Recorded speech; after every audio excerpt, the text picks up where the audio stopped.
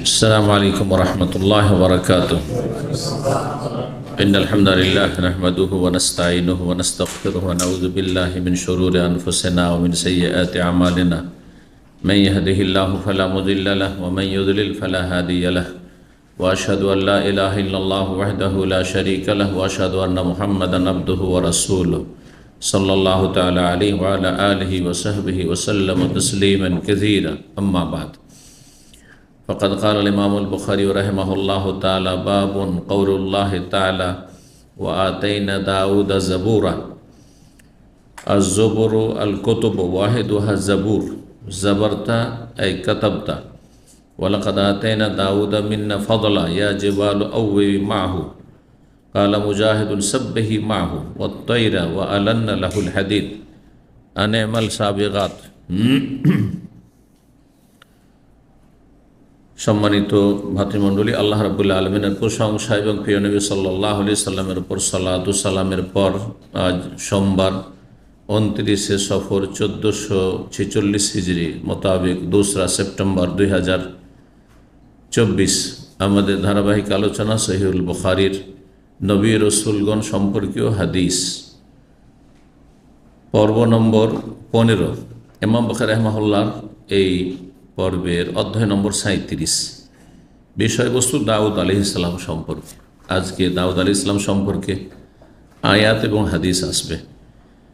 বলছেন বাবুন মানে হাজা বাবুন, এটি হচ্ছে এমন একটি অধ্যায় যাতে রয়েছে মহান আল্লাহর বাণী তাফসীর কওলুল্লাহ তাআলা অথবা বাবু কওলিল্লাহ তাআলা, মহান আল্লাহর বাণীর তাফসীর সম্পর্কে।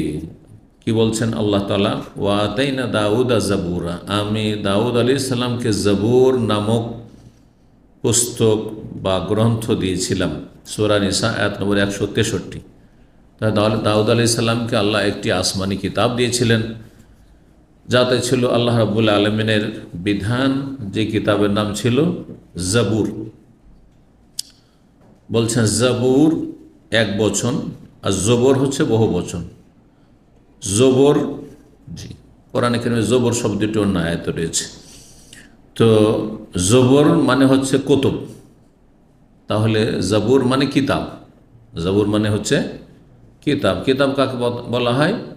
কিতাব মানে মাকতুব, লিখনি, যে কোনো এমন একটা পুস্তক যাতে লেখার কিছু সমষ্টি রয়েছে, কিছু কথা লেখা আছে, তার নাম হচ্ছে কিতাব। এই জন্য চিঠিকেও কিতাব বলা হয়, আরবিতে চিঠিকেও কিতাব বলা হয়। তো কিতাব মানে লিখনি, যাতে কিছু লেখা আছে, সেটা হচ্ছে কিতাব। সেটা ছোট হোক অথবা বড় হোক।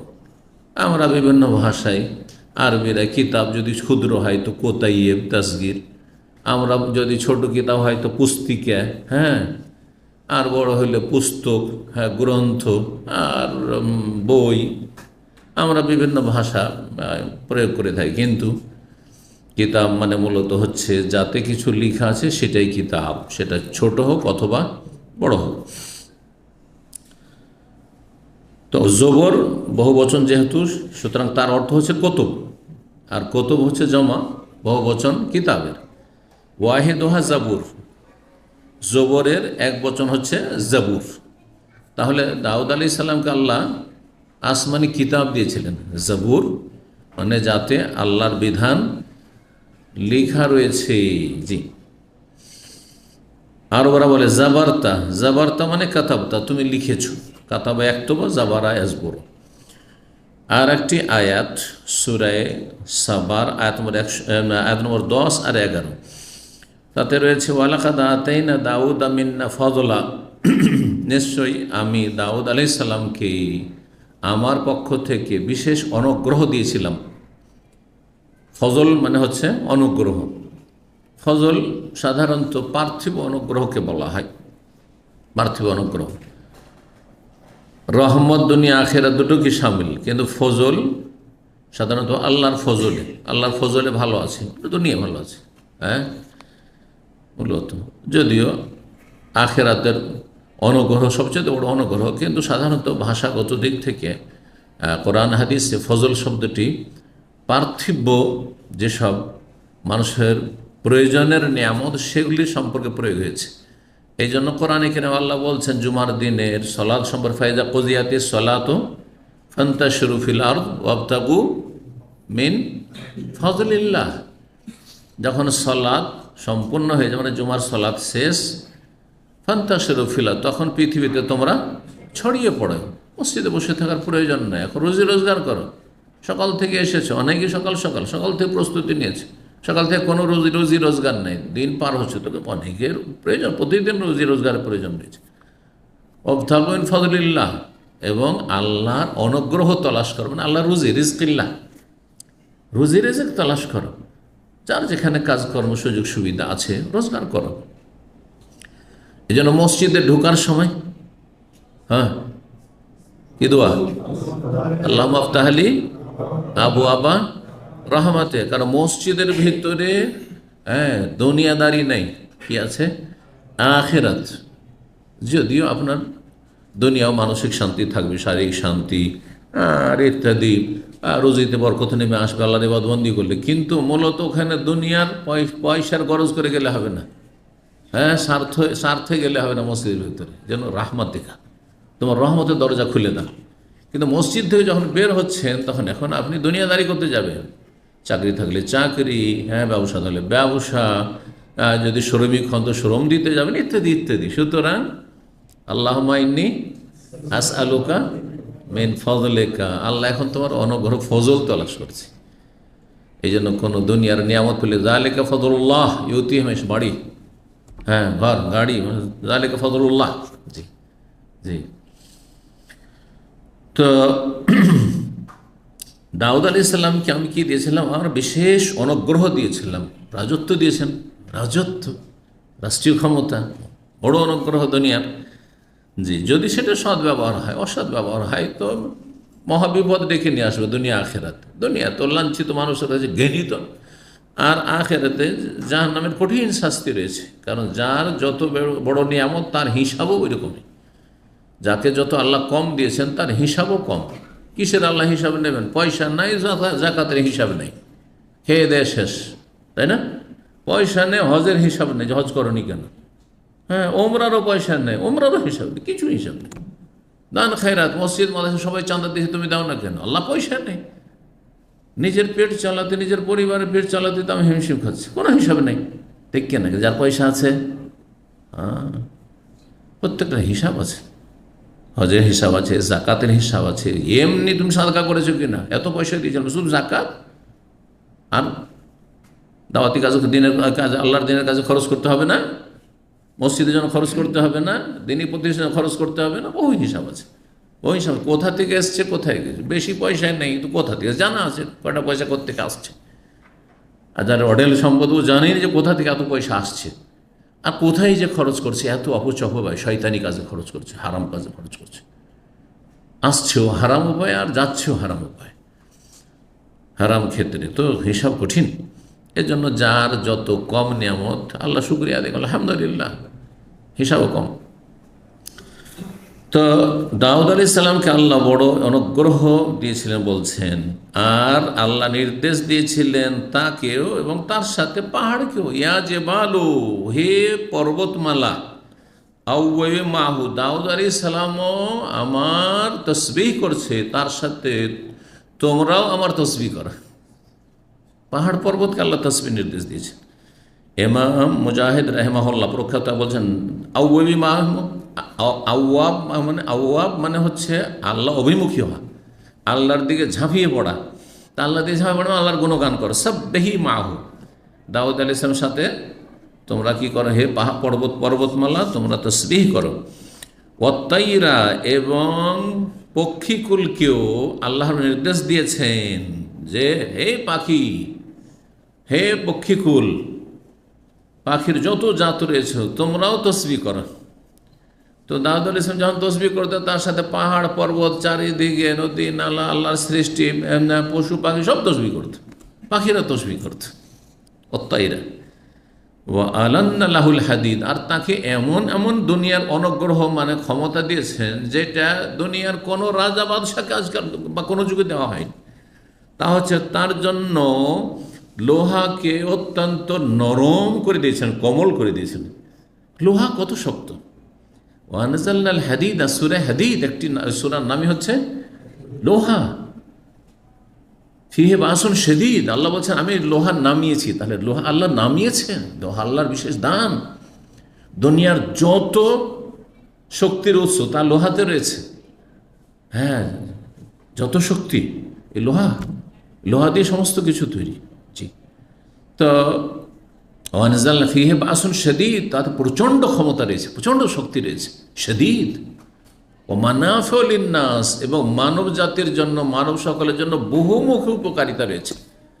লোহা দেখিয়ে সব যতগুলি অস্ত্র শস্ত্র এই সেই আর শিপ আর সবই লোহা দিয়ে তৈরি হয়েছে, সব কিছুতে লোহা। বাড়ি ঘর, বিল্ডিং, হ্যাঁ, আপনার টাওয়ার, সমস্ত কিছু লোহা, আপনার ব্রিজ, পোল, সমস্ত কিছু লোহা, লোহা, সব কিছুতে লোহা। লোহা ছাড়া দুনিয়া মানুষের অচল। তো বলছেন তার হাতে লোহাকে আমি কি করে দিয়েছিলাম, মোমের মতো, মোম বুঝেন তো, আটা সানার মতো নরম করে দিয়েছিলাম। লিন মানে নরম, আলান না। আর তাকে আমি নির্দেশ আনেমাল সাবেগাত, হে দাও তুমি তৈরি কর এই লোহাগুলি থেকে। সাবেগাত মানে পূর্ণ মাপের লৌহবর্ম। সাবাগা বা আসবাগা মানে পূর্ণ করা। এই জন্য নবী হাদিস হচ্ছে আসবেগুল উজু, তোমরা উজু পরিপূর্ণরূপে করো। পরিপূর্ণ উজুর অধ্যায় আমি ব্যাখ্যা করেছি। একটি ব্যাখ্যা হচ্ছে যে উজুর অঙ্গগুলি পুরোপুরি সুন্দর করে ধৌত করে, কোনো জায়গায় সামান্য যেন শুকনো না থেকে যায়, অসম্পূর্ণ না থেকে যায়। এই ইসবাগুল উজু, উজুকে পরিপূর্ণ করা হচ্ছে ফরজ, নাহলে উজু হবে না। আর একটি হচ্ছে মুস্তাহাব, সুন্নাত, সেটি হচ্ছে 3 বার করে, একবার সর্বনিম্ন, তার উপরে ভালো হচ্ছে 2 বার, আর 3 বার করলে হচ্ছে এটা ইসবাগুল উজু, উজু পরিপূর্ণ করা। এই জন্য হাদিসে রয়েছে যে মমিন বান্দার মর্যাদা উঁচা কিসে, ইসবাগুল উজু, উজু পরিপূর্ণ করলে। ঠান্ডা কনকনে পানি, হ্যাঁ, শরীরে যেখানে দিচ্ছেন তাতে মনে হচ্ছে কেটে পড়ছে কনকনে ঠান্ডার দিনে। তাইফে উমরা করতে গিয়ে ঠান্ডার দিনে উজু করে দেখিয়েন, হ্যাঁ, জানুয়ারি ফেব্রুয়ারিতে উজু করে দেখিয়েন। একবার আমার মনে আছে ছাত্রকালে প্রথম তাইফে গিয়েছি, এশা পড়তে ঢুকেছি একজন, তখন তো অভিজ্ঞতা ছিল না, প্রথম নতুন নতুন এসে 1 বছর হয়েছে, প্রথম তাইফে কোনোদিন যায়নি, ওখানকার অবস্থা জানি না। উজু করেছে, যেখানে পানি লাগছে সেটা মনে হচ্ছে কেটে পড়ে যাচ্ছে, আছে কিনা আর বোঝা যায় না। সুবহানাল্লাহ। এইরকমই দম্মাম আর রিয়াজ, তাসিম, এইসব জায়গায় এই গ্রীষ্মকালে দুপুরবেলা উজু করা, হ্যাঁ, মনে হচ্ছে জ্বালিয়ে দিচ্ছে, তাই না? উজু করা এটা আলামাকারে, কষ্ট করে উজু পরিপূর্ণ করা, কোনো করে একটু ঠেক, গরমে নেওয়া যায় না, না না, ভালো করে উজু করা, আবার শুকনো রেখে দিও না। জি, আর 3 বার নিলে, যদি গরম পানি 3 বার, অথবা কনকনে ঠান্ডা পানি 3 বার করে নেন, তাহলে আরও কষ্ট, হ্যাঁ, যত বেশি তত বেশি কষ্ট। ইসবাগুল উজু, সাবেগাত শব্দটি ওখান থেকে। ওয়াসবাগা আলাইকুম নিয়ামাহু যাহিরাতান ওয়া বাতিনা, আল্লাহ বলছে সূরা লোকমানে, তোমাদেরকে আল্লাহ পরিপূর্ণরূপে জাহেরি বাতিনি নিয়ামত দিয়েছেন। জাহেরাতান ওয়া বাতিনা, যা দেখা যাচ্ছে দৃশ্য, আর বহু নিয়ামত আছে, নিজের নিয়ামত নিজে দেখি না। এই যে কলকারখানা, আল্লাহ রাব্বুল ভিতরে যন্ত্রপাতি রয়েছে, কত সুন্দর করে সুঠাম সেট করা আছে, আর আপন অবস্থায় 60 বছর 70 বছর কাজ করতে আছে, কোনো একটাও খারাপ হয় না। যদি মেশিনারি অন্যান্য মেশিনের মতো খারাপ হইতো, তাহলে চিকিৎসা করতে করতে প্রতিদিন হাসপাতালে লাইন লাগাইতে হইতো। আজকে এইটা খারাপ, আজকে চোখ খারাপ, তো আজকে কান খারাপ, তো নাক খারাপ, আজকে হাত খারাপ, তো আজকে হার্ট খারাপ, তো আজকে কিডনি খারাপ, আজকে ওই লিভার খারাপ। হ্যাঁ, আল্লাহ শুকরিয়া আদায় করুন। ওয়াসবাগা আলাইকুম নিয়ামাহু, আল্লাহ তার নিয়ামতকে আল্লাহ পূর্ণ মাত্রায় দিয়েছেন। জাহিরাতান, জাহিরি, যেগুলো দেখতে পাচ্ছ বা অনুভব করছো, অবাতেন, আর গোপনীয়, লুকায়িত নিয়ামত, জানোই না যে কত কত নিয়ামত আল্লাহ দিয়ে রেখেছেন। আল্লাহ যেন শুকরিয়া আদায় করা তৌফিক দান করেন। আল্লাহুম্মা ইন্না আলা যিকরিকা ওয়া শুকরিকা ওয়া হুসনি ইবাদাত। আনিমাল সাবিগাত, বলছেন দাউদ আলাইহিস সালাম, আল্লাহ তুমি কি করো, হ্যাঁ, পূর্ণ মাপের, মানে ঢিলা ঢালা, কিন্তু যেটা লাগে অতি ঢিলাও না আর অতি টাইটও না, কোনোটাই ভালো না। আবার পরিপূর্ণ মাপের লৌহবর্ম তৈরি করো, সূরা সাবার আয়াত। সাবেগাত কি বলছেন? আর দরু মানে বর্ম, দের অন বহু বচন হচ্ছে দরু। বর্ম কাকে বলে? হ্যাঁ, যোদ্ধারা শরীরকে সুরক্ষিত করার জন্য লোহার যে শরীরের জামা, সহজ ভাষায় জামা, বর্ম তৈরি করে এটা। জি। ওয়াকাদ্দের ফিসার দে, ওয়াকাদ্দের ফিসার দে, এটা কি? এর মানে কি বলছেন? আল মাসামির ওয়াল হালাক। মাসামির মিসমার বহু বচন, মানে পেরেক। পেরেক বোঝেন তো, কাঁটা, পেরেক। আর কড়া সমূহ, কড়া, হালাকা, জি কড়া। তো বলছেন হালকাতুনের বহু বচন হচ্ছে হেলাক, আর মিসমারের বহু বচন মাসামির। তো পেরেক এবং কড়াগুলি কি করো? ওয়াকাদ্দের, সেগুলি তুমি সঠিক মাপের করো, যতটা মাপ লাগে। কাঁটা যেখানে যতটা ঢুকবে ততটা পরিমাণ কাঁটা ঢুকাইতে হবে, ঠিক না? বা কাঁটা পুঁততে হবে। যদি বড় ছোট করেন, যারা আপনার বিভিন্ন বিল্ডিংয়ে কাজ করছেন বা ইলেকট্রিশিয়ান কাজ করছেন তারা বুঝেন, হ্যাঁ, কারেন্টের কাজ, যেখানে যে কাঁটা ঢুকবে তার চাইতে ছোট দিলেও হ্যাঁ ঢিলা থেকে যাবে, আর যদি বড় দেন তো ভেঙে যাবে জিনিসটা, হ্যাঁ ভেঙে যাবে। তো ওই কথাই বলছেন যে ওয়াকাদ্দের মানে সুপরিমিত করো, জি সঠিক মাপের লক্ষ্য রাখিও। খুব সহজ মাস, সঠিক মাপের কি করিও? লক্ষ্য রাখিও। ফিসারদে মানে পেরেক এবং কড়াগুলির ক্ষেত্রে কি করতে হয় তাহলে? বলছে ওয়ালা তোরে করে তফসির করছে ইমাম বুখারী, ওয়ালা তোরে কাল মিসমারা ফায়াস ইয়াসলাস। এই মিসমার মানে এই যে মিসমার এক বচন চলে আসলো, পেরেকগুলি বা কাঁটাগুলিকে হ্যাঁ ঢিলা করিও না, যেগুলো ঢিলা না না সেগুলিকে নরম করিও না। রাকিক মানে হচ্ছে নরম বা চিকন, সরু। আঞ্চলিক ভাষাতে আপনারা চিকন, হ্যাঁ, কিন্তু সেটা কি? সরু আসলে, হ্যাঁ সুন্দর ভাষা। ওয়ালা তোরে কাল মিসমারা, সেই পেরেকগুলিকে তুমি কি করিও না? নরম বা সরু করিও না, একবারে চিকন করিও না। তাহলে কী হবে? ফায়াসলাস, না হলে সেটা কি হয়ে যাবে? ভেঙে যাবে বা ঢিলা হয়ে যাবে। এটা সালাস মানে হচ্ছে ঢিলা হয়ে যাবে, ঢিলা হয়ে যাবে। ওয়ালা তু আজম, আর যদি পেরেকগুলি কাঁটাগুলিকে বড় করো তাহলে ফায়ান ফাসেম, ভেঙে যাবে।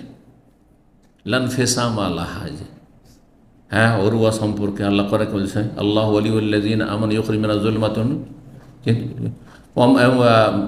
লান ফেসাম আল্লাহাজ, ওরওয়াতিল উসকা লান ফেসাম আল্লাহ, মজবুত হাতল যেটা ভাঙার নয়, ভাঙার নয়। তো ইনফেসা মানে ভেঙে যাওয়া। সূরা বাকারা 250 নম্বর আয়াতে রয়েছে দুয়াতে রব্বানা আফরিগ আলাইনা সবরা। আফরাগা মানে কি? আফরেগ মানে ঢেলে দেওয়া, হ্যাঁ আফরেগ মানে পানি বালতিতে ঢালছেন এটাকে, হ্যাঁ আফরেগ, যে পানি নিয়ে ঢালছেন এটার নাম হচ্ছে আফরেগ। আফরাগা ইউফরেগ। তাহলে আফরেগ আলাইনা সবরা, আমাদের ওপর আল্লাহ ধৈর্যকে ঢেলে দাও, মানে ধৈর্য নাজিল করো, ধৈর্য অবতরণ, আনজিল। তালুত আর জালুতের ঘটনা জানা আছে সূরা বাকারাতে রয়েছে, সেই প্রসঙ্গে রয়েছে, সেখানকার এই দুয়ার অংশ একটা রব্বানা আফরিগ আলাইনা সবরা ওয়াসাব্বিত আকদামানা ওয়ানসুরনা আল কওমিল কাফিরিন। আর ওয়াজাদাহু বাসতাতান ফিল ইলমি ওয়াল জিসমি। তালুত শারীরিক দিক থেকে খুব সুঠাম এবং শক্তিশালী ছিল, যেমন উঁচা তেমন শরীরওয়ালা।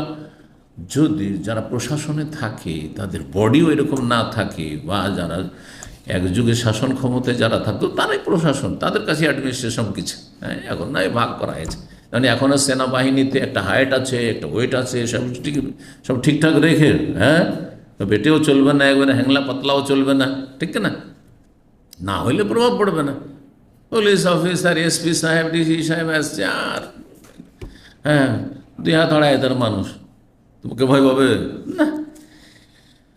তো তালুত যে রাজা, আল্লাহর তাকে নির্ধারণ করলেন, সবার প্রশ্ন যে রাজা হবে ধনকু, পয়সাওয়ালা।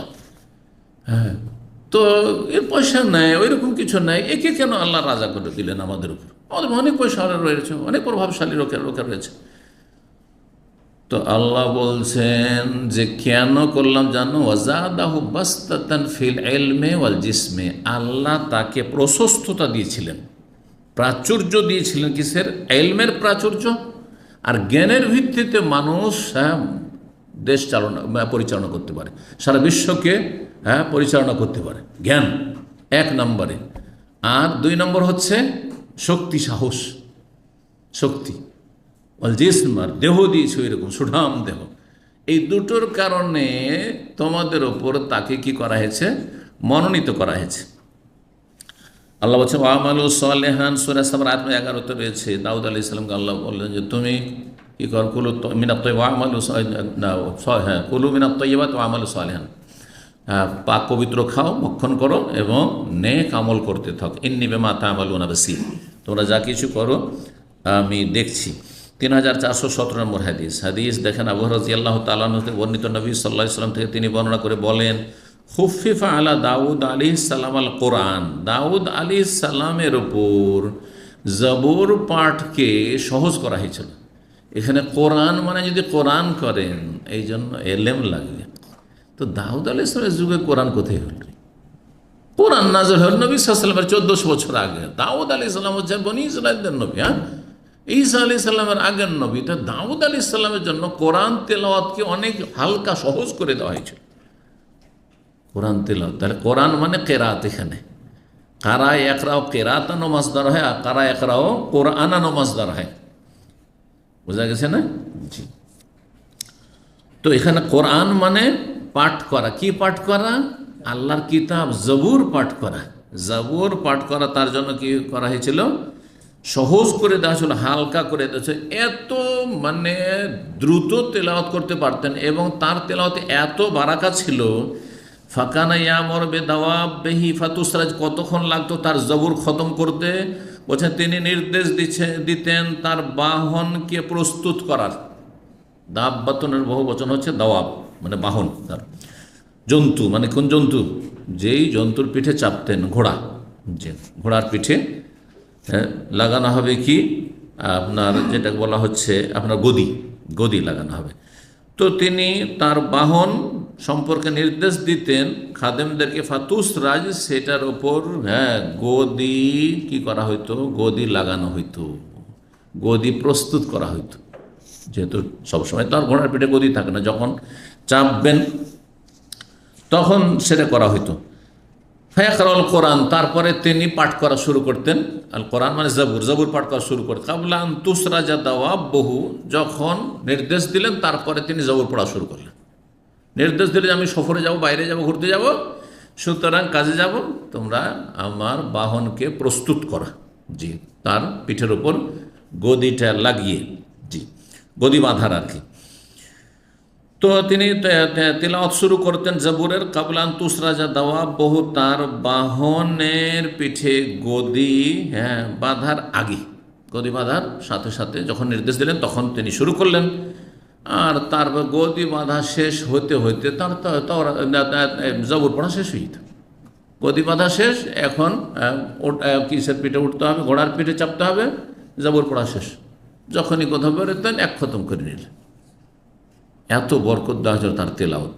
যার হাতে লোহাকে নরম করা হয়েছে, এইভাবে ধরতেন লোহা একবারে, যেমন আমাদের হাতে আপনার মম হইতে পারে, জি, কাদামাটি হইতে পারে, জি, যা ইচ্ছা তাই করবেন, যেভাবে গড়বেন সেভাবে তৈরি, কাদা দেওয়া হবে। জি। ওয়ালাইয়া কলম ইল্লা মিন আমালিয়া দেহি, এবং দাউদ আলাইহিস সালাম নিজের হাতের পরিশ্রম দ্বারা উপার্জিত রেজিক ছাড়া অন্য কিছু তিনি খেতেন না। নিজের হাতের শ্রম দ্বারা যা উপার্জন করতেন তাই তিনি ভক্ষণ করতেন, অন্য কোনো কিছু খেতেন না। তাহলে তার পেশা ছিল কি? হাতের কাজ করা। হাতের কাজ করে তিনি খেতেন। এই যে লোহার বড় বড় বিভিন্ন কিছু তৈরি করতেন, যা আসছে সামনের অধ্যায়গুলিতে আসছে। তো এই ছিল হাদিস। 3418 নম্বর হাদিস বর্ণনা করেছেন সাঈদ ইবনে মুসাইয়্যিব এবং আবু সাবিন আব্দুর রহমান, দুইজন তাবেঈ। আব্দুল্লাহ বিন আমর ইবনে আস রাদিয়াল্লাহু তাআলা আনহুমা থেকে বলেন, উখবিরা রাসূলুল্লাহ সাল্লাল্লাহু আলাইহি ওয়াসাল্লাম, রাসূলুল্লাহ সাল্লাল্লাহু আলাইহি ওয়াসাল্লামকে জানিয়ে দেওয়া হলো, মানে কেউ গিয়ে জানিয়ে দিয়েছেন যে আব্দুল্লাহ বিন আমর বড়ই দিনদার ছিলেন এবং নফল ইবাদত বন্দেগীতে বড়ই তিনি নিজে কঠোর ছিলেন, মানে কঠিন পরিশ্রম করতেন, মানে সীমাহীন পরিশ্রম করতেন, যে পরিশ্রম আসলে শরীয়তে স্বীকৃত নয় এবং শরীরের জন্য ক্ষতিকর। নবী সাল্লাল্লাহু আলাইহি ওয়াসাল্লামকে কেউ গিয়ে অভিযোগ করে জানিয়ে দিয়েছে এরকম কাজ করছে। বলছেন নবী সাল্লাল্লাহু আলাইহি ওয়াসাল্লামকে খবর দেওয়া হলো কি আন্নি আকুল, আমি বলেছি। তিনি মন্তব্য করেছেন, এই কঠোর পরিশ্রমকে ইবাদত করতেন, তিনি একসময় মন্তব্য করেছেন, ওয়াল্লাহি, আল্লাহর কসম করে বলছি, লা আসুমান্নান নাহার, সারা জীবন দিনে আমি সিয়াম পালন করবো, রোজা রাখবো প্রতিদিন। ওয়ালা আকুমান্নাল লাইলা মাইশতো, যতদিন বাঁচবো আমি রাত্রে সারা রাত তাহাজ্জুদ পড়ব, যতদিন বাঁচবো। দিনে কোনো দিন পানাহার করব না, আর রাতে আমি ঘুমাবো না। তো শরীরকে হক দিবেন কখন আপনি? এই স্ত্রী না হয় বিয়ে শাদী করলেন না, সংসার ত্যাগী হয়ে গেলেন, হ্যাঁ? আর সংসার ত্যাগী হওয়া জায়েজ, সাহাবাদের জন্য জায়েজ ছিল না। তো এই জন্য সমস্ত যে হকগুলি আমাদের সাথে সংশ্লিষ্ট, মেলাগুলি অধিকার হক আছে আমাদের সাথে জড়িত, সবগুলি হকে যদি ভারসাম্য বহাল না রাখেন তাহলে জুলুম হয়ে যাবে। শরীরকে যদি হক বেশি দিয়ে দেন তাহলে অন্যের হক কমে যাবে, শরীরকে যদি হক কম দেন তো অন্যের হক বেশি হবে, বেশি করতে গেলেন হয়তো তখন শরীরের হক কমে গেল। কথা বোঝা গেছে? সবগুলির হককে বহাল রাখা, ভারসাম্যহীন না হওয়া, এটা হচ্ছে একজন দিনদার পরহেজগার এবং জ্ঞানীর পরিচয়। আর জাহেল এবাদত বন্দেগীকারী, জাহেল, দিনের জ্ঞান নেই, যেটা বুঝেছে সেইটাকে খুব আঁকড়ে ধরেছে আর বাকি উপেক্ষা করেছে। কিছু লোককে দেখা যায় এই জন্য যে আপনার বিশেষত তবলিগীদের মধ্যে দেখবেন, উদাহরণত তাহলে বাস্তবে বুঝতে পারবেন, সুবহানাল্লাহ, এত কঠোর পরিশ্রম করে, এক চিল্লা থেকে আসলো, আবার 2-3টা দিন বাড়িতে থাকলো, আবার চিল্লে কোথায় চলে গেল। তাদের তরিকাতে তো খুব সওয়াবের কাজ করছে, সেটা সওয়াব পাক আর না, বেদাতের কারণে কোনো সওয়াব পাবে, উল্টো গুণ হবে, সেটা ভিন্ন বিষয়। কিন্তু আপন ধারণা তো খুব সওয়াবের কাজ করছে না। আমার বেশ কিছু তবলিগীদের সাথে এমনি তারা ডাক্তার অথবা তারা শিক্ষিত মানুষ বা এবং ভালো আখলাক চরিত্রের, সেই জন্য এলাকার মানুষ, শিক্ষিত মানুষ, খুব খাতির ছিল। একজন ডাক্তার সাহেব ছিলেন, হোমিওর ডাক্তার, এবং খুব সিনিয়র ডাক্তার, রাহিমাহুল্লাহ, দুনিয়া থেকে চলে গেছেন। আমাকে ছাত্র জীবন থেকে উনি চিনতেন এবং ভালোবাসতেন। তারপরে মদিনা আসলাম, মদিনা থেকে গেলাম। মদিনা থেকে যাওয়ার পরে উনি আমার বাবার বয়স, বাবার চাইতে বয়স কম হবে না, আমার সামনে হাঁটে না, আমাকে বলছে আপনি আগে হাঁটেন, আমার পিছনে হাঁটেন। তোর মধ্যে একটা অতিভক্তি আছে হানাফি সমাজে আর দেওবন্দি কমি এসব সমাজে, যদি মহব্বত থাকে, কিন্তু যদি লামজহাবি, তাহলে তো আপনি মানুষই মনে করেন। তো তো ওগুলো তোর মধ্যে ছিল না, যেহেতু ছাত্র জীবন থেকে পরিচিত মানুষ এবং খুব ভালোবাসত, ওনার কাছে যেতাম অল্প পয়সা, তখন অল্প পয়সাতে হোমিও চিকিৎসা হতো। আজকাল কিন্তু হোমিও অল্প পয়সাতেও হয় না, ওখানে মেলা পয়সা নেই, 1 টাকা 2 টাকাতে চিকিৎসা হয়ে গেল তখনকার যুগে। তো উনি, ওনার এক মেয়ে কলেজে পড়ে, 20-22 বছর বয়স হবে, 18 কম তো হবেই না, মাথায় ওড়না পর্যন্ত নেই, বুকের ওপরে ওড়না এভাবে ঝুলে না আমাদের দেশে, ওই রকম ঝুলছে। আর তার চেম্বারে বসে আছে, আল্লাহ মাফ করে দেন, এসে বলছে যে আমাকে বলছে, মাওলানা সাহেব ওনাকে চিনেন? আমি বললাম আমি কী করে চিনব, আমি তো হতভম্ব, চেনাচ্ছে আমাকে, তো আমি কী করে চিনব? বলছে এটা আমার খালা, মানে ওনার ছোটো মেয়ে। আমি তো লজ্জায় পড়ে গেলাম, কথা বুঝতে পেরেছে তো? কথা এইদিকে আর ওই দিকে একটু সময় পেলে চিল্লা চলে যান, হ্যাঁ, দূরের চিল্লা যেতেন না হয় যেত, কিন্তু এলাকার চিল্লাগুলোতে যেতেন ওটি। হ্যাঁ, 3 দিনের জন্য প্রতি সপ্তাহে চলে যাওয়া, চেম্বার টেম্বার ছেড়ে দিয়ে বন্ধ করে দিয়ে চলে যাওয়া। তো এই যে ব্যালেন্সলেস ইবাদত বন্দেগী, এটা আলেমের পরিচয় না। আলেমের পরিচয় হচ্ছে যে ভারসাম্যটা ঠিক থাকবে সব কিছুতে, এলিমও শিখবেন। হ্যাঁ, আবার কিছু লোক আছে, আলেম সমাজও আছে, আমাদের আহলে হাদিসদের মধ্যে আছে, এইদিকে পড়াশোনা খুব বেশি করছে, হ্যাঁ, মাদ্রাসার ছাত্র জীবন থেকে রেজাল্টও ভালো করছে, পড়াশোনা করছে, দাওয়াতি কাজ করছে, নফল ইবাদত, ফরজ থেকে সালাম ফিরে মোবাইল টিপা শুরু করতে, মোবাইলই তসবি করছে, মানে ও কি মেসেজ এসছে সাথে সালাম ফেরার পরে দেখবেন, আমার অনেকে আছে কিন্তু। তারপরে তাহাজ্জুদ তো নেই সারা জীবন, হ্যাঁ, নফল রোজা নেই, পৌষ মাসে মাঘ মাসে, শীতকালও তো থাকবে, ঠিক আছে, গরমের দিনে অনেকের জন্য অসুবিধার কারণ আছে, অনেকের জন্য অসুবিধার কারণে বিভিন্ন সমস্যা শারীরিক থাকতে পারে মানুষ, কিন্তু বছরে কিছু কিছু সময় তো থাকবে। তাহাজ্জুদ সারা বছর পারবো না, যখন রাত এত লম্বা, যখন 8 ঘন্টা না ঘুমাইলে ফজর হবে না, তখন তো তাহাজ্জুদ পড়বেন আপনি। আরে কিছুই নাই, এদিকে সালাতুদ দুহা নেই, 2 রাকাত নামাজ, এদিকে প্রতি মাসে একটা করে কোরআন খতমও নেই, আর এই দিকে দেখা যাচ্ছে যে এতগুলি 50টা হোয়াটসঅ্যাপ গ্রুপ আছে, সবগুলিতে প্রশ্ন উত্তর দিচ্ছেন আপনি ধারাবাহিক। কোনো ব্যালেন্স ভারসাম্য আছে আপনার? 50টা গ্রুপ না দিয়ে 2-3টে গ্রুপে দেন, আর কিছুটা তাহাজ্জুদ পড়েন, সালাতুদ দুহা পড়েন, মাঝে মাঝে নফল রোজাও রাখেন। কথা বোঝা গেছে? এটা যে ভারসাম্য, জীবনে ভারসাম্য থাকতে হবে ইবাদত বন্দেগীর ক্ষেত্রে। এইরকম মানুষের হকুকের ক্ষেত্রে স্ত্রীর হক ওইটা বেড়েও না যায়, কমেও না যায়। হ্যাঁ, এলেমের হক, ইবাদতের হক, আল্লাহর হক, অন্যান্য হক, ছেলে মেয়েদের হক, ছেলে মেয়েদের হক আছে। এই নয় যে ছেলে মেয়ে ছুটির দিনও আপনি ঘুরে বেড়াচ্ছেন যেখানে সেখানে, একটা ছুটির দিন সেখানে ছেলে মেয়েকে সময় দিচ্ছেন না, দুপুর খানেও ছেলে মেয়ের সাথে গিয়ে খেতে বসছেন না। কিসের হক আদায় করছেন আপনি? সকালেও ছেলে মেয়ে আপনার সাথে নেই, মাদ্রাসা স্কুলে, দুপুরেও নেই আপনার সাথে, রাত্রেও নেই, অথচ বাড়িতে থাকেন শুধু পয়সা যেন ছোটাছুটি করেন। এই কোন জীবন হইল? এগুলো কোনো জীবন হইল? এর জন্য অবশ্যই জীবনে ভারসাম্য থাকতে হবে। এটা হচ্ছে আলেমের পরিচয়, জ্ঞানীর পরিচয়। আলেম মানে মাদ্রাসা পড়া আলেম বলছি না, জ্ঞানীর পরিচয়, যার দিনের জ্ঞান আছে আপনার। তো অনেক সময় আবেগে মানুষ কি হয়ে যায়, ভারসাম্যহীন হয়ে যায়। তিনি বলেছিলেন এই মন্তব্য করে যে সারা জীবন রোজা রাখবো আর সারা জীবন রাতে কেয়াম করব, ঘুমাবো না। ফাকাল্লাহ রসুল্লাহ রসুল বললেন যে আন্তাল্লাজি তাকুল, তুমি এই ধরনের কথা বলেছো, আমার কাছে খবর পৌঁছেছে, এই কথা বলেছো তুমি। আল্লাহ আসুমান্নাহার ওয়ালা কুমান্নাইল মাইশ, তো যতদিন বাঁচবো আমি দিনে সারা জীবন রোজা রাখবো আর রাতে সারা জীবন তাহাজ্জুদ পড়বো। বলতে আমি বললাম কাদ কুলতুহু, হ্যাঁ আমি বলেছি। কাল আল্লাহ ইন্নাকা লা তাস্তিউ যালিকা, তুমি এটা পারবে না করতে, এটা আবেগী কথা। আজকে শুরু করবে, হ্যাঁ 2, 4, 5 বছর 10 বছরে তুমি ক্ষীণ হয়ে পড়বে, বিছানা ধরে নেবে, তুমি চালাতে পারবে না, তুমি নিজেরই ক্ষতি করবে। ফাসুম, রোজাও রাখো, ও আফতের, দিনে পানাহারও মাঝে মাঝে করো, ও কোম, তাহাজ্জুদও পড়ো, নাম, ঘুমাও, ও সুমিনা শাহরে সালাসাতা ইয়াম, তুমি মাসে 3টি রোজা রাখো। 3টা রাখলে 3 × 10 = 30 নেকি পেয়ে যাবে তুমি। ওয়াইনাল হাসানাতে বিআশরি আমসালিহা, নেকি 10 গুণ হয়ে যায়, নেকি 10 গুণ হয়ে যায়, 3 × 10 = 30 হয়ে যাবে। যালিকা মিসলা সিয়ামিদ দাহর, এটা হচ্ছে সারা জীবন রোজা রাখার মতো, সারা জীবন সিয়াম পালনের মতো। ফাকুল, তো তখন আব্দুল্লাহ বিন আমর তো আবেগে আছেন, হ্যাঁ যুবক মানুষ, এমনি অতিউক আফজাল মিন জালিক, আমি এর চেয়ে বেশি পারবো। আফজাল মিন জালিক মানে আকসার, এর চেয়ে বেশি পারবো আমি। 3টা কেন রোজা বলছেন আমাকে, আমি এর চেয়ে বেশি পারবো। ইয়া রাসূলুল্লাহ, তাহলে ফাসুমি ইয়ামান, তাহলে তুমি একদিন রোজা রাখো, আফতারি ইয়ামায়, 2 দিন তুমি পানাহার করো। একদিন রোজা রেখে 2 দিন বিরতি দাও, তাহলে কি হয়ে গেল? 4 মাস রোজা আর 8 মাস হচ্ছে হ্যাঁ বিনা রোজা, খাওয়া দাওয়া করো। কালা কুলতু ইন্নী উতিউকা আফজাল, এর চেয়ে বেশি পারবো ইয়া রাসূলুল্লাহ। কালা ফাসুমি ইয়ামান ওয়া আফতারি ইয়ামান, তাহলে একদিন সিয়াম পালন করো, রোজা রাখো, আর একদিন পানাহার করো। 6 মাস রোজা বছরে আর 6 মাস খাওয়া দাওয়া।